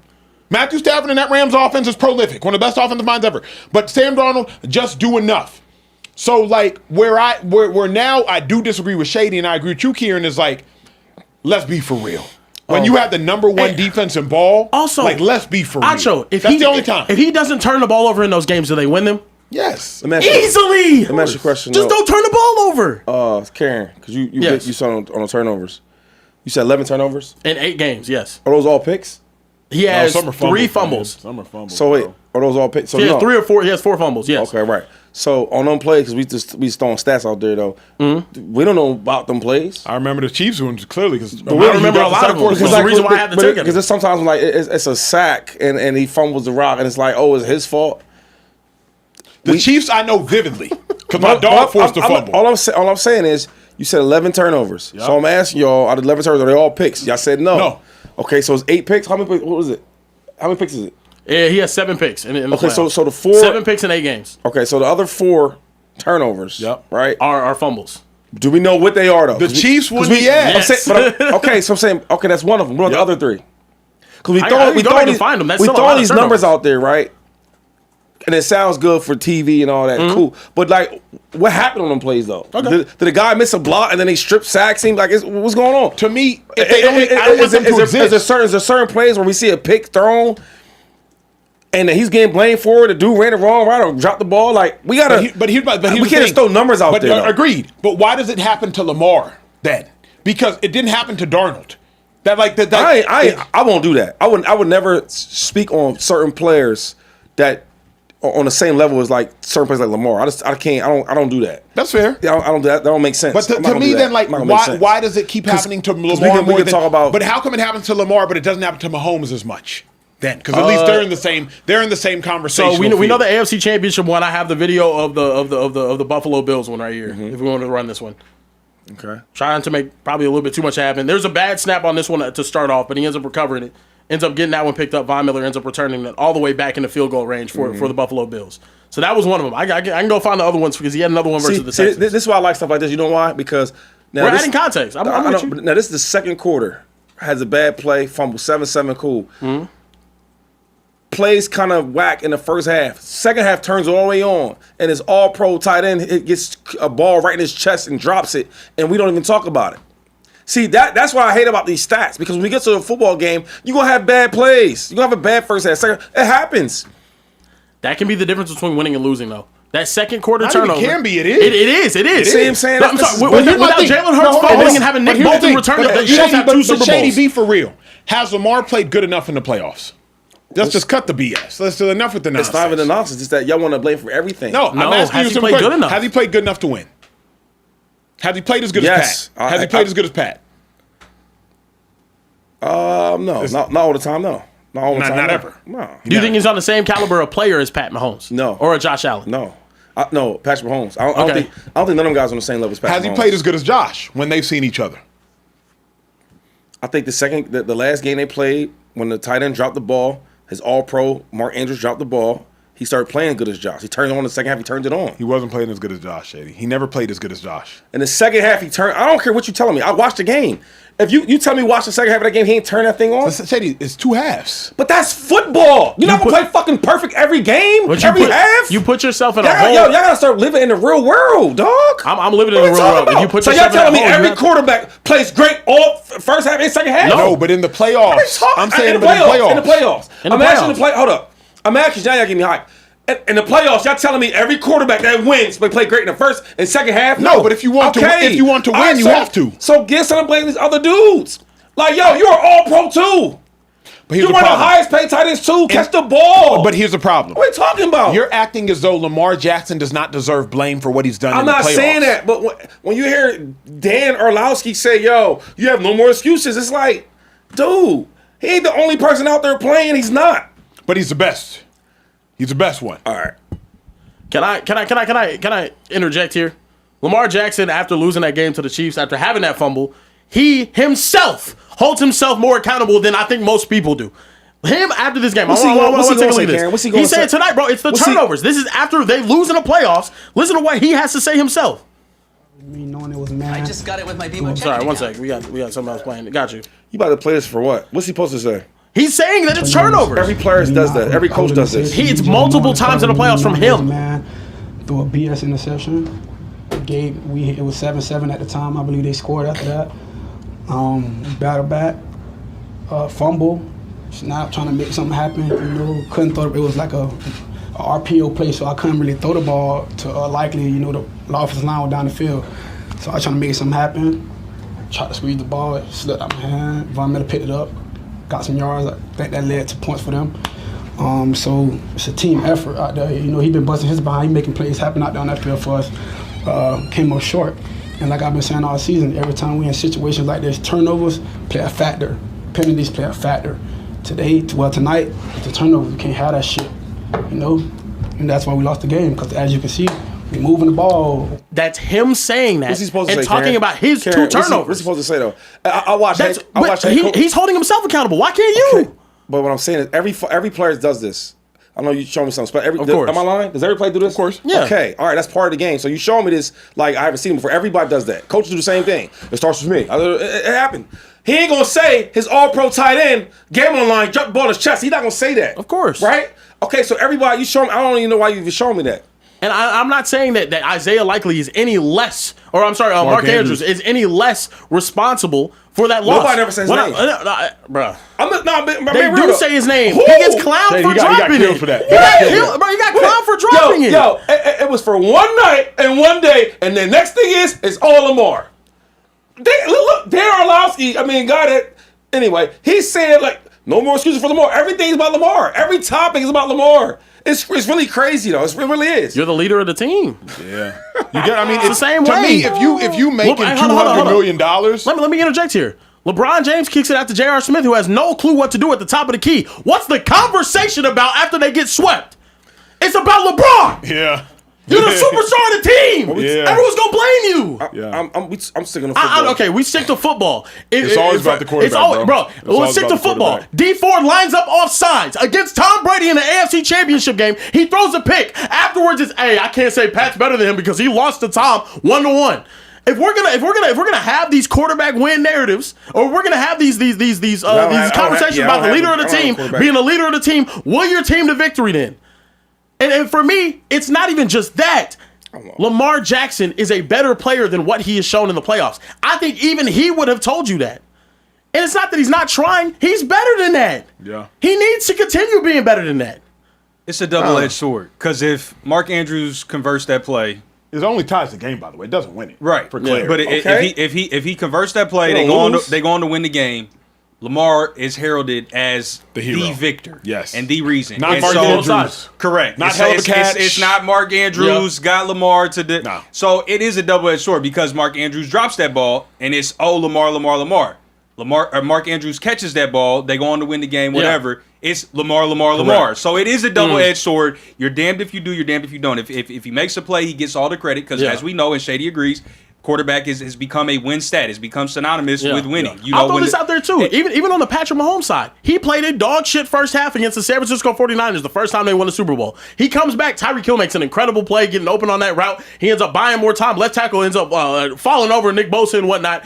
Pat gets all the credit for that comeback victory. Yeah. When in reality, his defense had to make key stops. They had to shut down Raheem Mostert. They had to do all those things. Eagles Super Bowl versus the Chiefs when Jalen Hurts wins. It's Jalen Hurts. But Josh Sweat was the best player on the field that day. But see, this is another problem we're having. Who's giving all these credit? The media? The world. Fans, the YouTube chat. Oh, yeah, cool. The narrative is bet. But the players don't.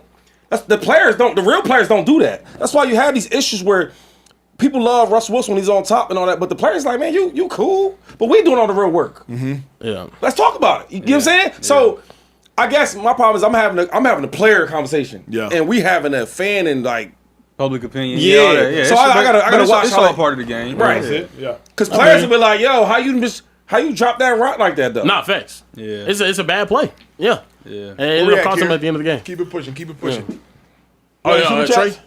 We do have some super chats. Yeah, I can get to those real quick. So, Kaylin Penny said, "What up, guys? Eagles fan from Australia. Love how love you too, homie. Nakobe Dean. Yeah. Oh, okay. Nakobe's part gift was choosing to go to the bum ass Raiders over Dallas, even though Dallas wanted them. True Eagle, suck it, Cowboy Bear. From Australia though. From Australia, brother. You got global hate. Yeah, no. A bunch of the chat's talking about Dak though too. I say the same stuff with Dak. Yeah.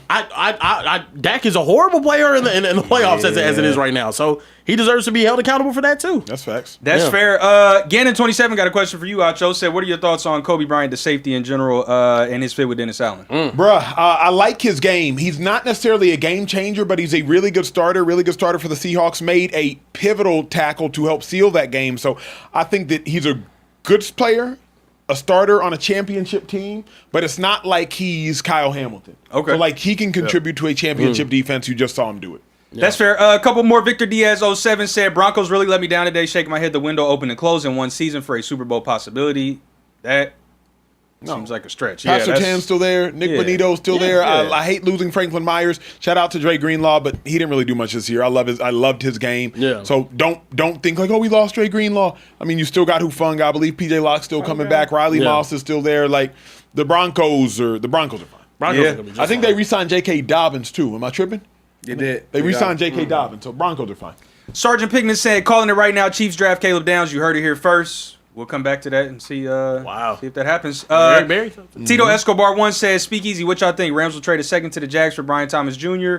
Their GM is former assistant GM for the Rams. And at pick 13, they go tight end Kenyon Sadiq or linebacker Sonny Styles. Did you say the Rams? That's what he said. Rams The Rams get Brian Thomas Jr. and Kenyon Sadiq and the same. He said both of them. He said they might trade for Brian Thomas Jr. or they might draft Kenyon Sadiq. I was about to say. I mean, either one. I could see them getting Kenyon Sadiq. Yeah. I could also see them. They know how getting to use their tight ends too. They use 3 of them. Bro, they know how to use them. Yeah. I could see all that. That'd be crazy.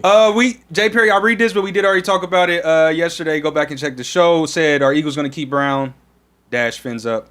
Yeah, we had a conversation. Yeah. And then on the Ravens conversation, Jetlag TJ 427 said, if Mark Andrews catches a 2-point which ties the game and Allen drive down and score, who is at fault? Got to be Lamar with the 2 solo turnovers.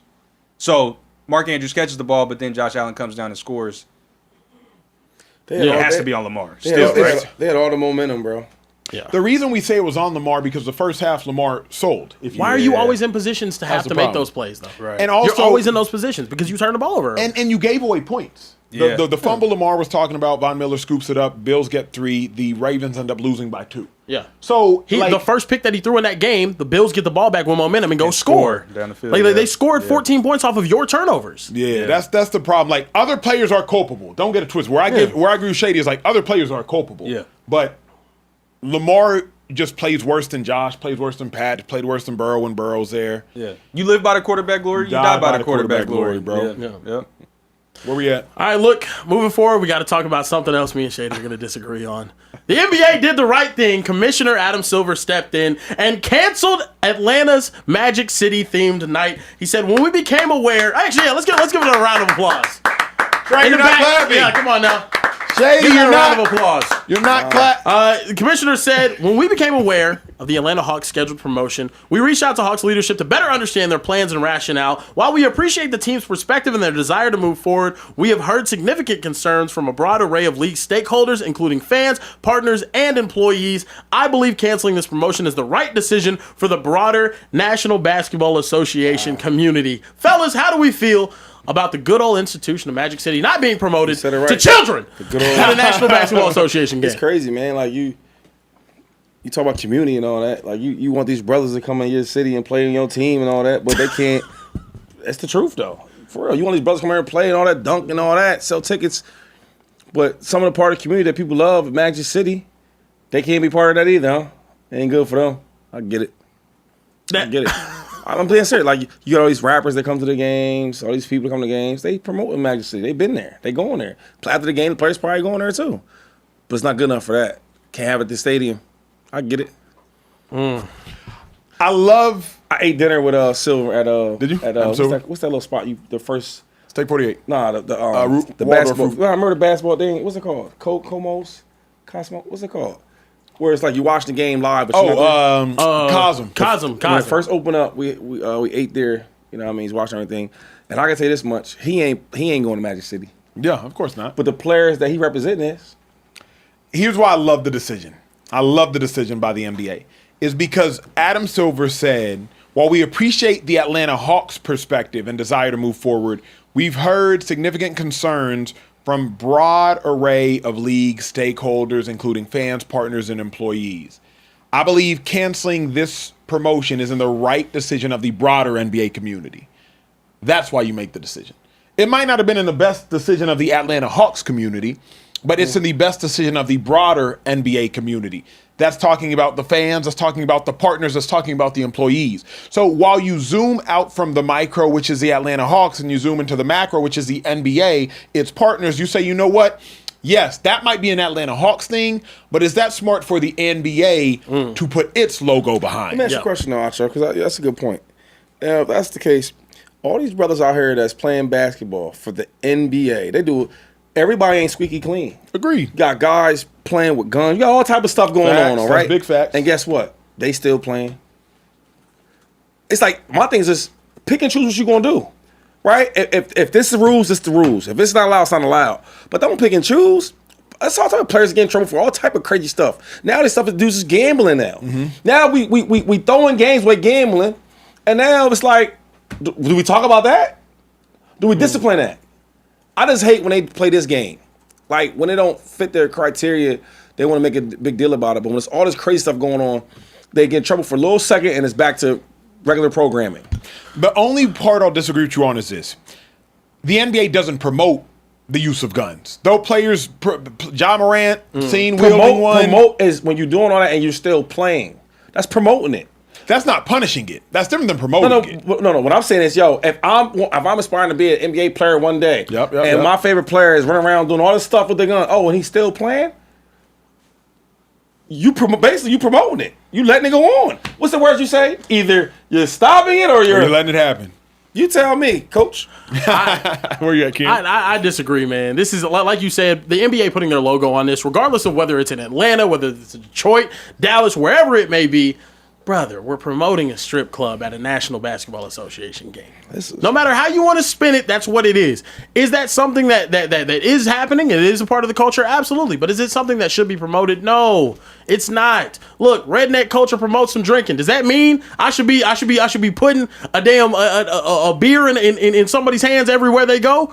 No, it doesn't. It doesn't mean that or whatever. I think it's a situation of the league being in an interesting spot of trying to grow within the culture, because they have over the last couple of years. I mean, they lean into so many different new things. The NBA is probably the most progressive sports league out there. Definitely. Point blank, period. It is. Definitely. I just think it's a situation now of, bruh, we gotta limit it at something. There has to be a line drawn in the sand at somewhere. And the fact that you have players like Luke Cornett and maybe other players behind the scenes reaching out and be like, hey, this isn't something that we're okay with promoting, especially as a league. I think that's okay. So Karen, I just want to know. So you just dislike what part you dislike about the strip? Just tell me out for a second. What do I dislike about it? Yeah, I just want to know you. Actually, what part you dislike about it? I think promoting a strip club at a professional basketball in a professional sports league is just not what you should be promoting. Okay. It's just it's not. It's an era like Acho, I think he said it perfectly the other day. It's an activity that is illegal anywhere else outside of the walls of that establishment. Because of that, it's not something that I think should be promoted outside of that establishment. Okay. You too, Acho, you think what's your strip clubs? You just, to me it is, do not expose me to an unnecessary conversation that I don't want to necessarily have. Not at a sporting event. Okay. I go to a sporting event to escape just about everything outside of sports. I want to escape the wars going on because there's a lot of that. I want to escape the violence and the death going on because there's a lot of that. Mm-hmm. I want to escape the politics going on because there is a lot of that. I also would love to escape, particularly for my kids, the sexual promiscuity that's running rampant in our culture because there is a lot of that. I just want to watch ball. Yeah. If I'm taking my kid to a game, I just want to watch ball. So now that I'm taking my kid to a game to watch ball, now you are forcing adult content you might force around my kids. But that's, and I don't want to get too deep in this conversation because it can get wild. But you can take your innocent child to a game and you might see all type of stuff that you don't promote. Yeah, that's in what your I was household. going to say, Shady. Yeah, there are a lot of vices that are promoted. You're gonna hear foul language. Maybe you don't allow your kids to do It's that. gonna There's get a back. lot of these It's things. keep going. It's a lot more than that. There's Hold up. beer, get your ice cold beer across the scroll. There's gambling. That's Here's something- blah blah that's blah. something that There's you can- all type keep of going. vices that are Those are things surrounded. that you can see within your own household, though. The problem is the NBA promoting something that is sexually perverse. Crazy, to the masses. It's crazy. That's crazy, bro. So let me walk it back just a little bit. I don't disagree with the NBA's decision to do this because I think it is very Atlanta specific. Again, that was my point from the jump. Any other city, NBA, this doesn't make sense. But for Atlanta, this does make sense. So if Adam Silver's going to hang his hat on, this potentially opens the door for other potential collaborations to be. LA is known for smoking weed. Like, that's a big thing. Do I want to see the LA Clippers partner with dispensaries and now I got to have a conversation with my child about blah, blah, blah? Okay, cool. So I can understand that part of it. But what I don't agree with is that if we're going to cancel vices at games, let's cancel the vices at games. So I don't want to see any. If it's about having a conversation with my kid, I don't want to have to talk to my kid. Well, what's gambling? Well, gambling is I've seen gambling firsthand destroy lives, homes, marriages, kids, families fall apart because of gambling. Well, what is beer? Mom? What's beer? Why is he sticking up Bud Light, walking around the aisles? Oh, well, beer is a potentially, it's a drug, and so if you drink beer, you drink too much of it, you get drunk, you do irrational things. So why is the line drawn at strip clubs when there's beer, there's gambling, there's a lot of different things that could be considered vices promoted at sporting events. I love that take, but here's my question. Do more wrongs make it right? Like, why are you looking for equality in something that's wrong? Like, if we're cutting off something, why aren't you like, okay, good. Okay, can we target gambling next? Yeah. Can we target alcohol next? Like, to me, that's the more prudent take. Yes. Yeah, for sure. It's the more prudent take. It's the more take that's conducive to a positive society as opposed to, well, they doing this wrong, so let's do this wrong too. Yeah. But I actually really like the take. I'm just like, well, Trey, let me see if I can. Yeah. Go ahead. If we can we just all put our athlete hat on for a second? Yep. Right, and now put everybody in the locker room. We're in the locker room. Right, get some water. Hit the showers. Right, get the ice. Oh, I like what it said. You think majority of the players? How do you think they feel about this though? You think they were like, I agree with the league, or you think they're disappointed about it? I mean, come on, like what? I don't think they care, realistically. I don't No, know they what they care promoting, at all. I don't think what they promoted during. I don't know what we promoted during. If you chill in the locker room, I don't know what we promoted. Right? And the PR person comes down and say, hey, I know you guys was thinking we were having a Magic City night, but we're not. And they say why. Do y'all think the players in the locker room is gonna be like, yeah, that probably was the right decision? Or like, what? That's They probably at most saying, that's cool, I'm gonna hit there anyway after the night. Let me interject right now. Are y'all gonna answer or no? I mean, I hear you. I don't think they care. I genuinely don't think they care that much. Player had to get their opinion. They have their opinion. Right. Some of them like it. Some of them won't. I think 65-35. I think it depends. Like if you have daughters, honestly. Yeah. If I'm thinking the Eagles, the fact that you even have to say that about something that the NBA is promoting. If I have a daughter, I want that to be promoted crazy. I'm thinking Eagles locker room, right? Thank you. Go to the locker room. I'm like, Vic probably don't care. Foles probably definitely cares. Vic's probably like they tripping. Correct. Okay. Foles is also probably like they tripping on the other side. If you go to the running back room, you don't care. Chris Polk don't care. Bryce Brown, he don't care. Right. The locker room. Right. You go to receiver room. Jason Avant for sure cares. Jeremy Macklin probably don't care. D-Jack for sure don't care. Riley Cooper, he don't care. Cooper don't care. Brent Selleck don't care. Selleck don't care. Ertz for sure cares. Yeah. Couldn't care about anything more. Okay. Jason Peters probably don't care. Jason Kelce do not care. 3 daughters, Jason Kelce probably cares. Y'all, 2013? No. I know Kelce. No. I've been out. He don't care. Okay, that's two. Keep going. Lane Johnson don't care. What? Can I interject here? Before you interject, hold on, let's keep going here because I'm making a point here. Keep going. But I've given you several names too, so I'm telling you. I gave you names. We did this. Now, okay. Michael Kitchens ain't gonna care. Kendrick don't care. D'Amico will care. He ain't gonna care about that. Now, okay, let's. You're saying it from your perspective. Let's say for the 20,000 fans that are going to be in the arena. Yeah. If I go ask every single dad who cares that Magic City's being promoted, how is that number going to in look? Atlanta? Yeah. In Atlanta, I mean, They not gonna care like that. I think a lot of people would. I think you'd be surprised. This is like. Also, I'll throw this out there though too. This promotion being canceled, who did it hurt? Who did it harm? Is this even going to be a topic of conversation in a week? No, it's not. It just shows you that you're always trying to no, but it's fake outrage to be upset about something like this. To be like, oh, well, damn, we couldn't promote the strip club at the NBA game, bro. I'm pissed. No, who cares? That's why I said I'm not It's mad so about like- the so they NBA care why they let it go on. Who It's- cares? No, because you would care the other way. This is there would be more outrage the other way. This is like- it not happening is not hurting anybody. It's not. This is like no one's like, damn. This is like cop work right here. This is like. I think it's moral work. I think some people it crosses their moral boundaries. Some people it doesn't. I don't think that has anything to do with cop behavior. I think it's some people. I'm like, I've never been to a strip club. You've been to a strip club. Doesn't make you a cop. Don't make me a cop. But you've been in the locker room and you know you've been funny. But you know how the players be like, what?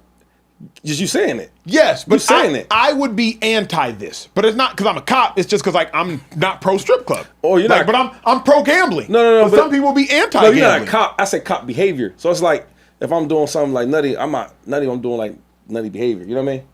I feel you. I just think it depends on what you care about in life. Some people care about this. Some people care about that. Yeah, I also think from the player perspective, it's crazy because I think there's a lot of people that wouldn't want their kid dating an athlete for the same reason why you guys might like strip clubs or whatever it is. Like, I'm not advising my daughter to date an NFL or NBA player. I wouldn't. I'm sorry, I wouldn't. I have a reputation for a reason. I mean, it is what it is. But I'm sorry, y'all do. Okay. Is that crazy? Is that a crazy take, Trey, with the daughter? What's that? The professional athlete? Would you encourage your daughter to date NFL and NBA player? Encouraged, no, but discouraged, I wouldn't either. No, I think there are exceptions to every rule. The rule is professional athletes have a player type mentality. They're not monogamous. They don't want to. They're not values that I would want in a man. Yeah. For my daughter for the rest of her life, but I wouldn't just overtly be like, you are not dating any.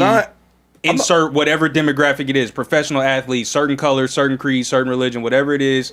I'm open to it as long as they treat you well. I'm not mad at you for that though, because you're not an athlete. So you can have that opinion. That's not. It's doctors that get crazy busy at all time hours. But anybody. But I'm not a doctor, so I can't really. You know what I mean? The hit rate on athletes is high though. I'm not gonna lie. What I'm saying is like I can't really agree with that. Like, it's hard to feel like what athletes should feel because you're not an athlete. It's like I'm not a doctor, so I mean, but I've been working in sports for 6 years. I know a lot of them. Like, no, but I'm saying, but like, do you know some doctors? Yeah, they get busy, don't they? Yeah, at all hours. But I'm saying I'm not. But I'm not a doctor, so I can't. I know how that feels. You know what I mean? I'm gonna speak from the athlete, so I ain't really mad for him saying that. That's true. All right, look. Moving forward, we got to talk about some news in the NBA tonight. Lou Dort made some news for once again hurting a superstar. Had an elbow, and he ended up getting a flagrant one for this one on Nikola Jokic. As you see his arm swing back right there. I'll show you guys a replay from another angle. We had Lou Dort here trying to fight through the screen, end up swinging his arm back. Absolutely no reason for him to be throwing his arm back in that fashion. That is so come on, man. I don't know. I don't know about that one. Fellas, do you guys think that that the league should suspend Lou Dort? This was also last week. He ended up having a hip check on that was dirty. That was dirty on Jokic as well. Do you guys think the league should look at suspending Lou Dort? You have to. Because Lou Dort is smart. He's an incredible defender, but he's smart. He's smart enough to figure out how to take cheap shots and try to make them look like basketball moves. That's what Draymond Green did. Draymond Green takes several cheap shots and makes them look like basketball moves, but you have to prove that you're smarter than the athlete. So to me, Dort has to get suspended at some point in time because otherwise you'll continue to allow this to fly. What I hate is when elite athletes try to act like they don't have elite athleticism. Like, you're an elite athlete. You know where your body is at all times. You know where your limbs are. You have incredible spatial awareness. You know where your feet are. You know where your elbows are. You know all these things. So now all of a sudden, if your elbow ends up in a player's face, you know how that happened. It goes back to when Bruce Bowen's feet would mysteriously wind up under Kobe Bryant's ankles. And then we had to create a rule for it. And there had to be a landing zone space. Bruce Bowen, you know where your feet are. When Draymond Green stepped on Sabonis, when Draymond Green elbowed the white boy Yusuf Nurkic, like, you're so incredibly athletic. You know all these things. So to me, Dort got to get suspended. It's a dirty play. It's a cheap shot. He tried to mask the cheap shotness of it all. He knows what time it is, bro. So you think that play right there is dirty? Yeah, of course. On purpose? 1,000%. I can't say that. I think it's I don't know. That's tough. You Y'all don't fight know through about this screens one? with your arm With your arm going throwing your backwards? back like that though. Bro. Let's take it wrong. Take a look at this real Take quick. a look. I mean, bro. Come on, man. Like I ain't never fought through a screen and threw my arm back like there. Like I don't know. But what I'm trying to tell you is like That's crazy, bro. We slowing it down. But Shady, you know this because you're one of the best athletes in the history of sport. You do not need to move backwards to go forwards. Bro. So you do not need to torque your body Come on, left to go right. It's also near impossible for all of your body to be going right and your left arm to go back. And go back and high. Who's sliding like that? He's already passed his hip. He's doing this. Like he opened himself. And it goes high. I'm gonna say it again, bro. It's slow motion, so it's easy to say all that. When you playing basketball, you getting this quick twitch muscles, you trying to think and all that. That should be hard to do. Well, so this is the thing I think for me. The NBA defines a flagrant foul as a personal foul that involves excessive or violent contact that could injure the fouled player. A flagrant foul may be unintentional or purposeful. Look at all that. You Technically, by that definition that the NBA has stipulated, this is a flagrant one. I don't like it. Why don't you like it? Because it's just called a foul. Because flagrants, Foul, bro. I don't think this was Intentional. It was unnecessary, but I don't think that it was intentionally That's done all to I'm hurt saying. That's all I'm saying, Jokic. Trey. I don't That's all I'm think saying. it Was it intentionally done to impact Jokic? No, I think it was intentionally excessive and unnecessary contact. I think the history that they have just recently had exacerbated it. Bro. And I think the fact that Lou Dort's Dortcher Chamber aura is dwindling contributed to that. I don't see it as like a play that he needs to be suspended. I mean, for. you I don't want to see watch it it in like that. fast motion? I'm not being funny though with you though, but like, my first love is really basketball. You know that. I know that. So trying to fight through picks and all that, like it get like that because you think he going left, he going right, and he yank it back like. So I can see myself trying to go through screens in basketball and pick up games like this. You know what I mean? I'm being serious with you though. Like, if you're dirty, you're a dirty player. I would say. There's sometimes Draymond's my man. And sometimes he does something. All right, that was intentional. The kicking the nuts on that. But some of these, bro, I don't think so. Yo, you playing hard. You know what I mean? It's Shady, a tight game. But you're here's my home. thing. This was an intentionally. I can't say that.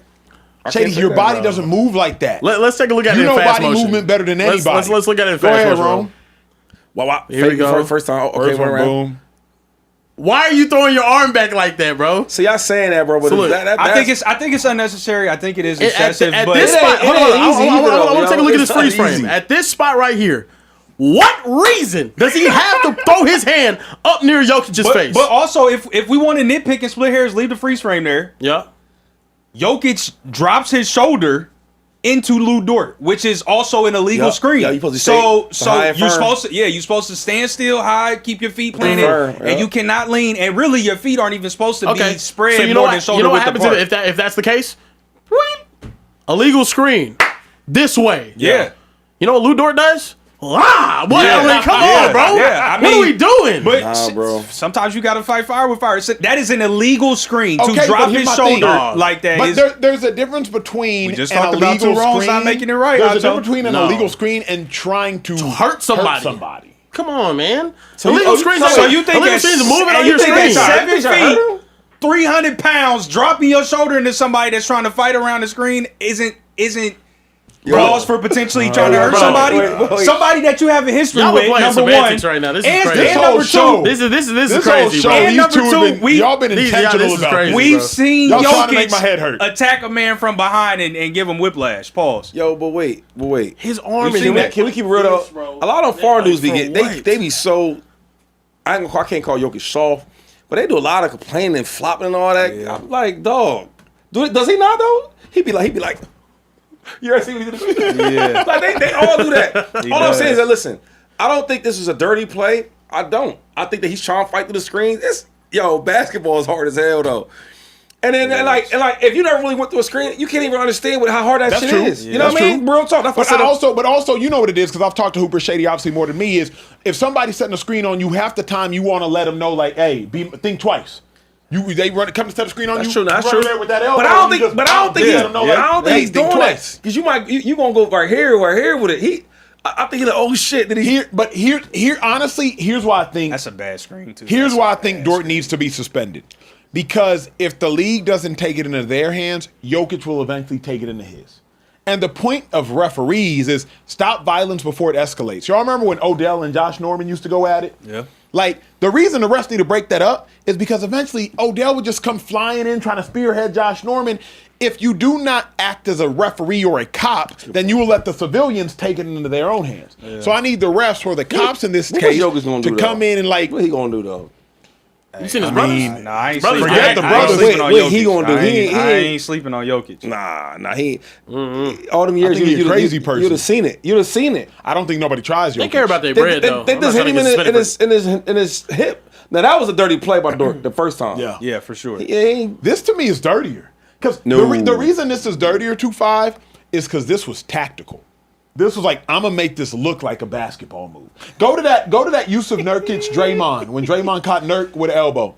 Like, this was one of those like, oh, I'm gonna try to make this look clean so that people are debating it. One of the dirtiest plays ever was when Artest elbow the Artest elbow hard. That was crazy. Is that what I'm thinking of? Nah, you can't think about that. That was real bad right there. Let me. This when they choked him in the headlock. Oh no, that was Rudy Gobert. I love Draymond.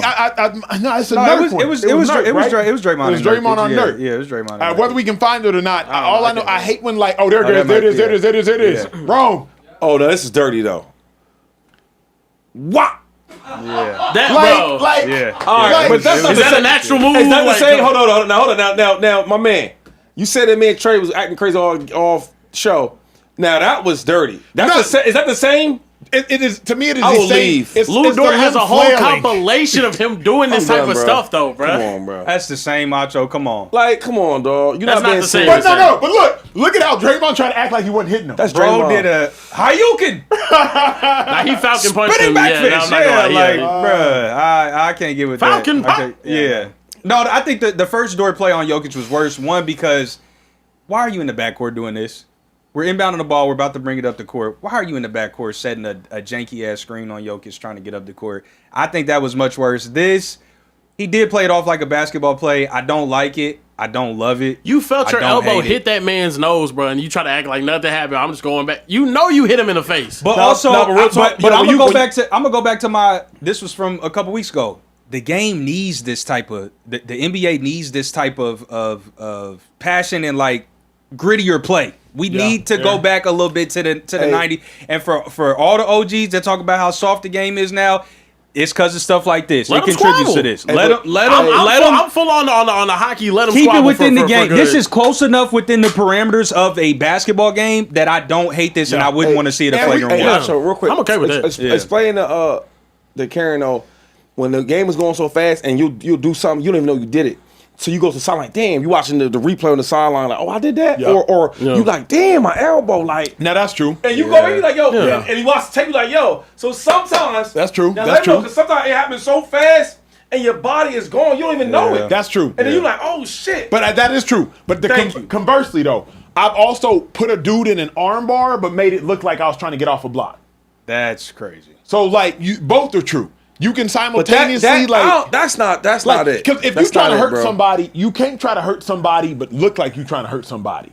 So like there have been times where like you're trying to tackle somebody, you know you're on the rib. So when you push it, when you're getting off the ground to get off of them, you just you go on that rib a little. They do that. They do that. You know what I mean? Like you know how to play the game. Can't worry about But it's sports though. Like this ain't even that bad. We got one more topic. We got one more topic. Speaking of European basketball players, we got to talk about one Victor Wemby. He's a beast. Yama. He is an absolute beast, bro. After leading the Spurs to a 25-point comeback victory over the Clippers, he broke down in tears. What? I'll let you guys take a look at this right here.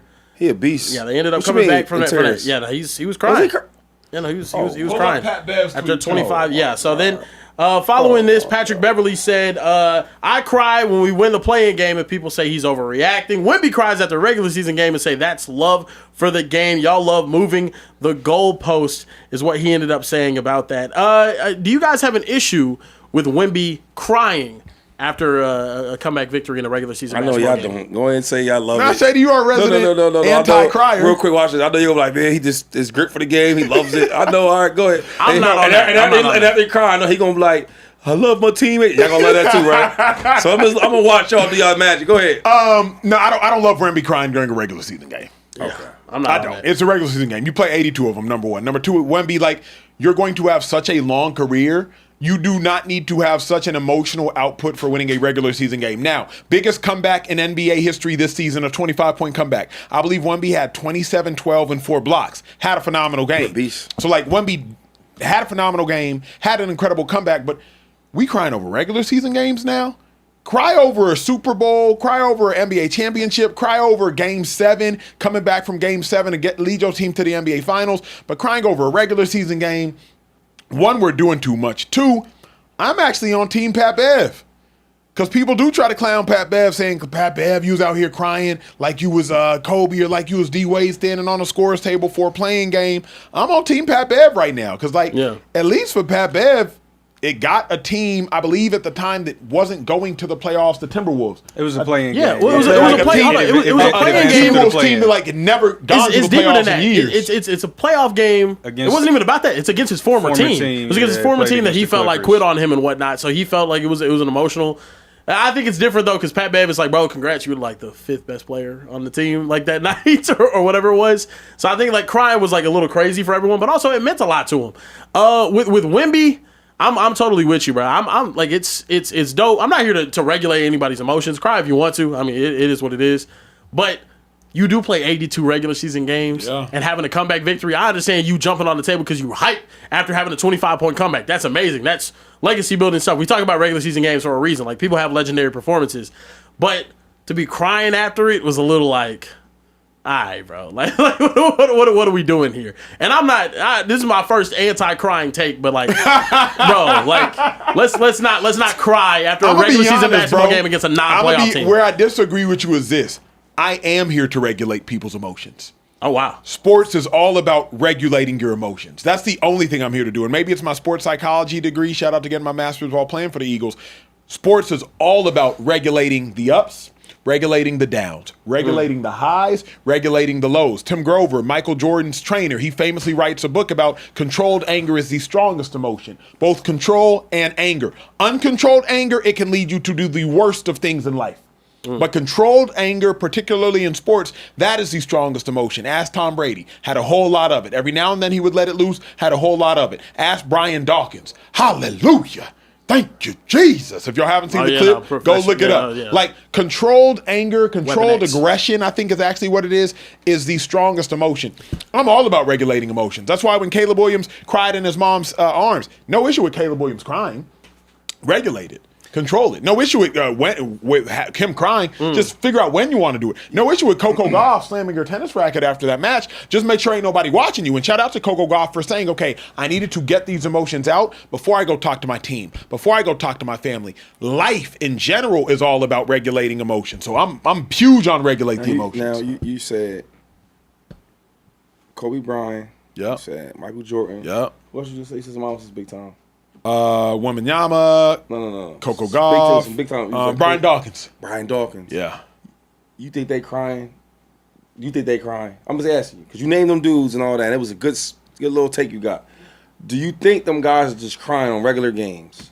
No. B-Dawk be crying, but not on regular games. Okay. Kobe ain't.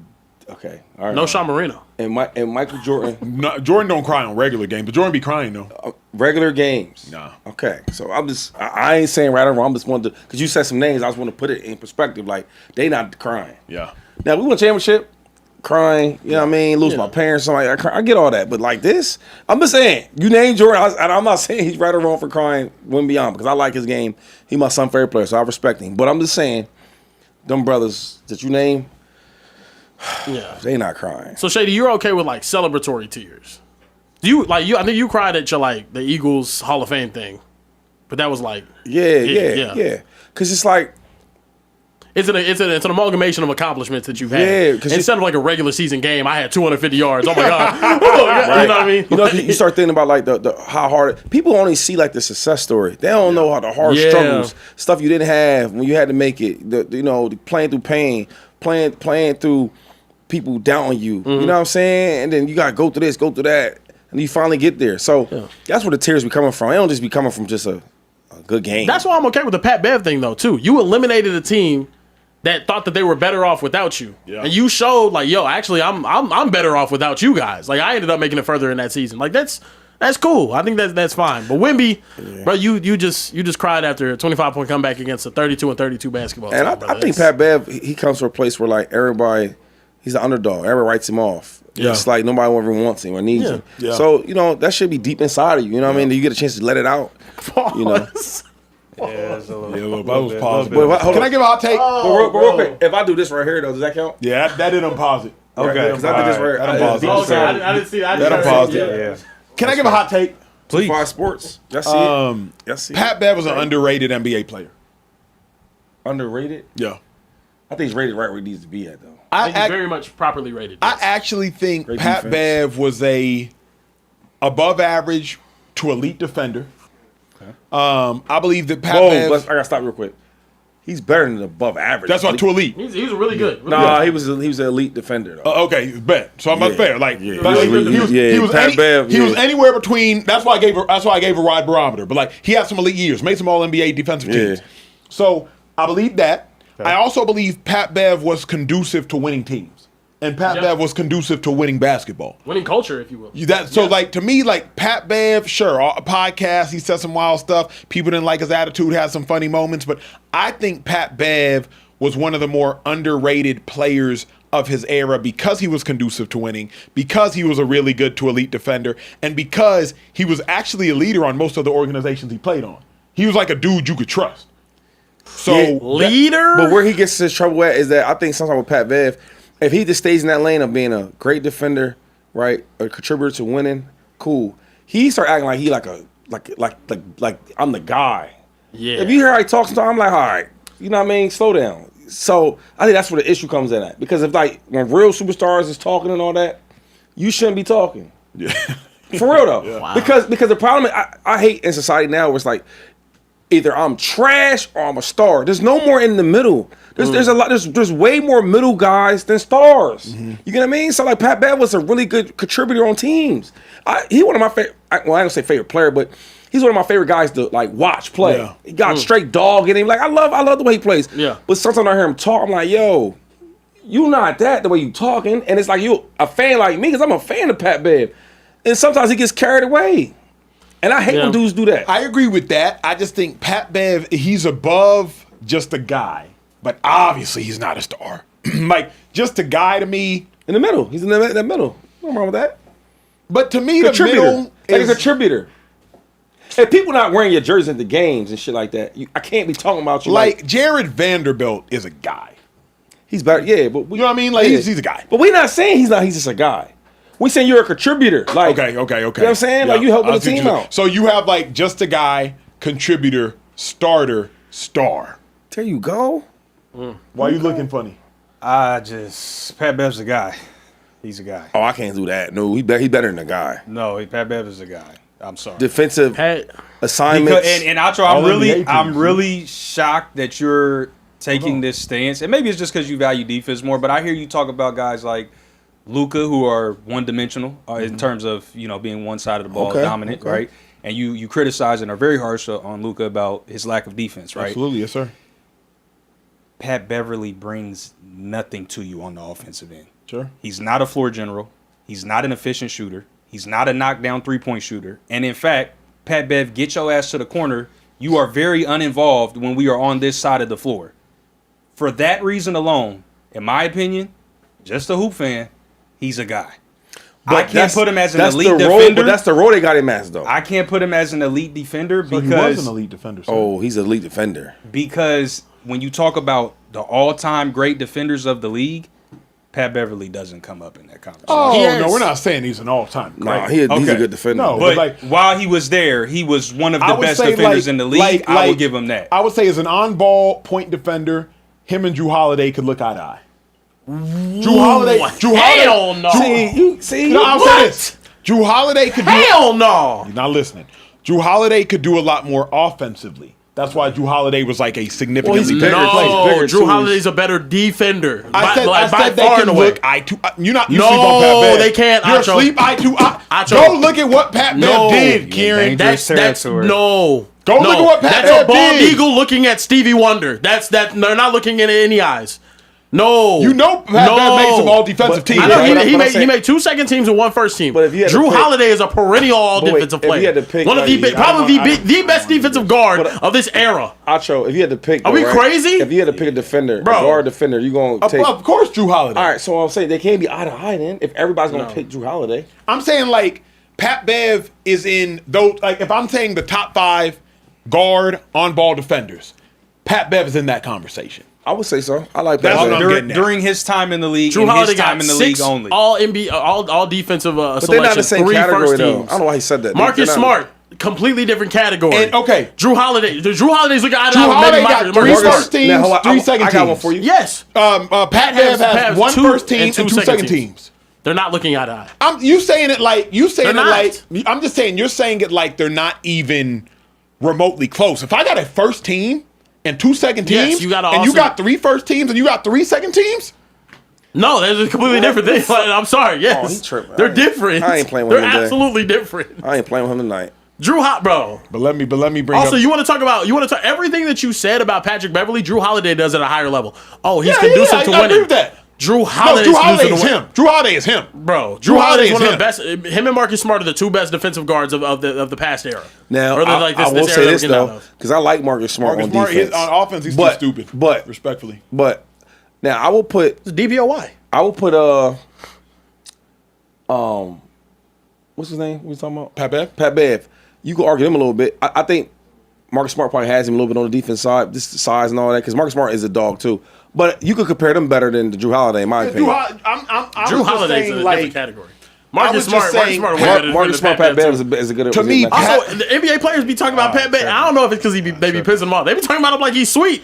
Pat, bro, do y'all remember in 2021? Y'all probably weren't watching. I'm a Mavs fan, bro. Luka was busting Pat Bev's ass so much they had to bench him for the series. I mean, he's 6'8". Yeah, but still, My man's bro. like 6'2". I watched 6'3". Andrew Wiggins later on give him that fucking work. Yeah. Sorry, like it's like there's. But he's so good at. Andrew Wiggins got more length. But think about this for a second. Yo, he's so good of a defender though that you got a 6'2" guarding 6'7", 6'8" Luka or 6'7" Wiggins or having. I remember they had Kevin Durant on someone. He's guarding Kevin Durant. Yeah, that's how good of a defender he is. He's 6'2" guarding dudes. You don't see stuff like that. My favorite guards, defensive guards was Gary Payton and Tony Allen. Yep. Tony Allen was amazing. Another underrated defender. I think they Ron might even Harper? had some overlap. Bev Pippen? and not. He Avery wasn't playing at this Bradley. time, but yeah, Avery Bradley. Bradley's like Bradley's that. amazing. Avery Bradley was a dog. Bradley's Yeah, I like feel that. like they might have been on He the wasn't a Lakers better at the defender same time. than Pat Bev. He had a higher high. He wasn't better defender than Pat He had a Bev. high. He wasn't better defender than Pat Bev. Avery Bradley, Avery had a bro. higher high. I'm just. Avery Avery Bradley was was a crazy crazy, defender. He wasn't a better defender. It just didn't last that long. It didn't last long. Pat Bev just did more of this. Also, he was such Pat an Bev offensive. just did more of this He on was an defense. offensive liability though, so he couldn't be on the floor as much, especially whenever the scoring era started taking over. Who's So that? like Avery Bradley. Yeah. Yeah, I mean He Avery can shoot- Bradley he can was shoot, though. Dog. Avery Bradley was a dog for like 3 years. He was a long one. like 3 years. Yeah, He yeah. I like he was, Avery Bradley a lot, bro, but dog. That You got your story when I was at this little party and Kevin Garnett was saying how he said he was such a hungry player. He said 'cause he went to like a G League or something like that. Yeah. He said and he came up to practice and all that. He was playing so hard. We like, yo, why you playing so hard? And he said he was like, I ain't never going back. Yes, I don't blame him. I don't blame him. Yeah, Avery I'm Bradley. like- Avery Look Bradley. at Avery Bradley ripping Pat Bev right here, bro. Yeah, see, Defense on Pat said defense. Pat think he nice, but he played that So I'm defense saying, though. bro, on offense, bro, just I don't know. Nah, I don't think Pat's over or underrated. I don't think he's underrated. I don't think I think as he's a properly player. rated. I think we talk about they Pat view him Bev, as a good defensive but player. people talk about Pat Bev like he's weak, and I'm just saying you got 3 All NBA. Because nobody defensive care about teams. defense. That's why. Yeah, that's that's part of it too. But also, you just bring nothing to the offensive side of the floor. Like he had a couple good years where he ran the point, he did okay. But by and large, like especially these last few years when he was playing before he went overseas, like he was just lived in that corner. He didn't move out of that corner. You not bringing the ball up. Go sit in the corner, and we're going to do our best to avoid passing you the ball because we don't want you chucking airball threes from the corner. And that's what he was doing. And that's why he eventually ended up having to play overseas. Now, he might tell a different story. I also just can't be Team Pat Bev because of the whole shit that went down with his sister. So that's whatever. He's on my do not. That's another thing. Do not support list. Yeah. No. Kyrie said Avery Bradley is the toughest dude he ever had to go against. Yeah, Avery Bradley was him. Bro, Avery Bradley's he had clamps. Everybody has their mismatches though. Like Luka says, Dort is the hardest guard to go against. Like everybody has one. Andrew Wiggins had Luka. That's probably the best. I'm saying that's what Luka said though. He's like, Luka said that. Oh, Lou Dort, yeah. Ethan, I don't know. It is what it is. Trey is a super chat. Oh yeah, we got a couple funnies too. Let me get these rundown. First, let me get the $50 super chat from Angel Santos. Said, y'all selling for your sponsors. Word to Shady. That was back when we was having a gambling conversation. Listen, we not messing up any chicken that's coming into this. Never that. So, shout out to PrizePicks. Code Speakeasy. Hey, we giving away $1,000 tomorrow, by the way. We are definitely. So if you tapped into this show, make sure this show is for free. Facts. Tomorrow's show, you can make real money. Make sure you tapping into tomorrow's show. We're giving away $1,000. Pay some rent. Pay the car note.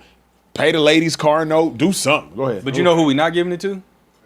People who aren't subscribed. Yeah. So make sure you subscribe. Hit the subscribe Hit the bell button. Right now. Notified. Do we follow us on social media? Yeah, you got to subscribe to the channel. Do we eliminate Reese though?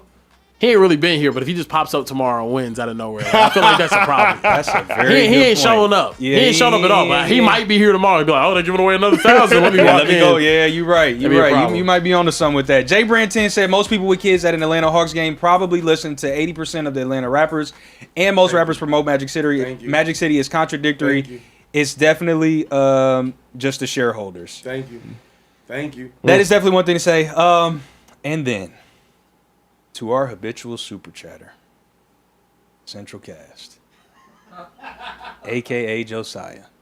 No. We got a super chat from one of our women super chatters who goes by the username Ali1021. Okay. Ali Boomaya. And she said, this is Central Cast's girlfriend. He needs to stop sending money on super chats, so I'm sending one so he feels included and important. That's real.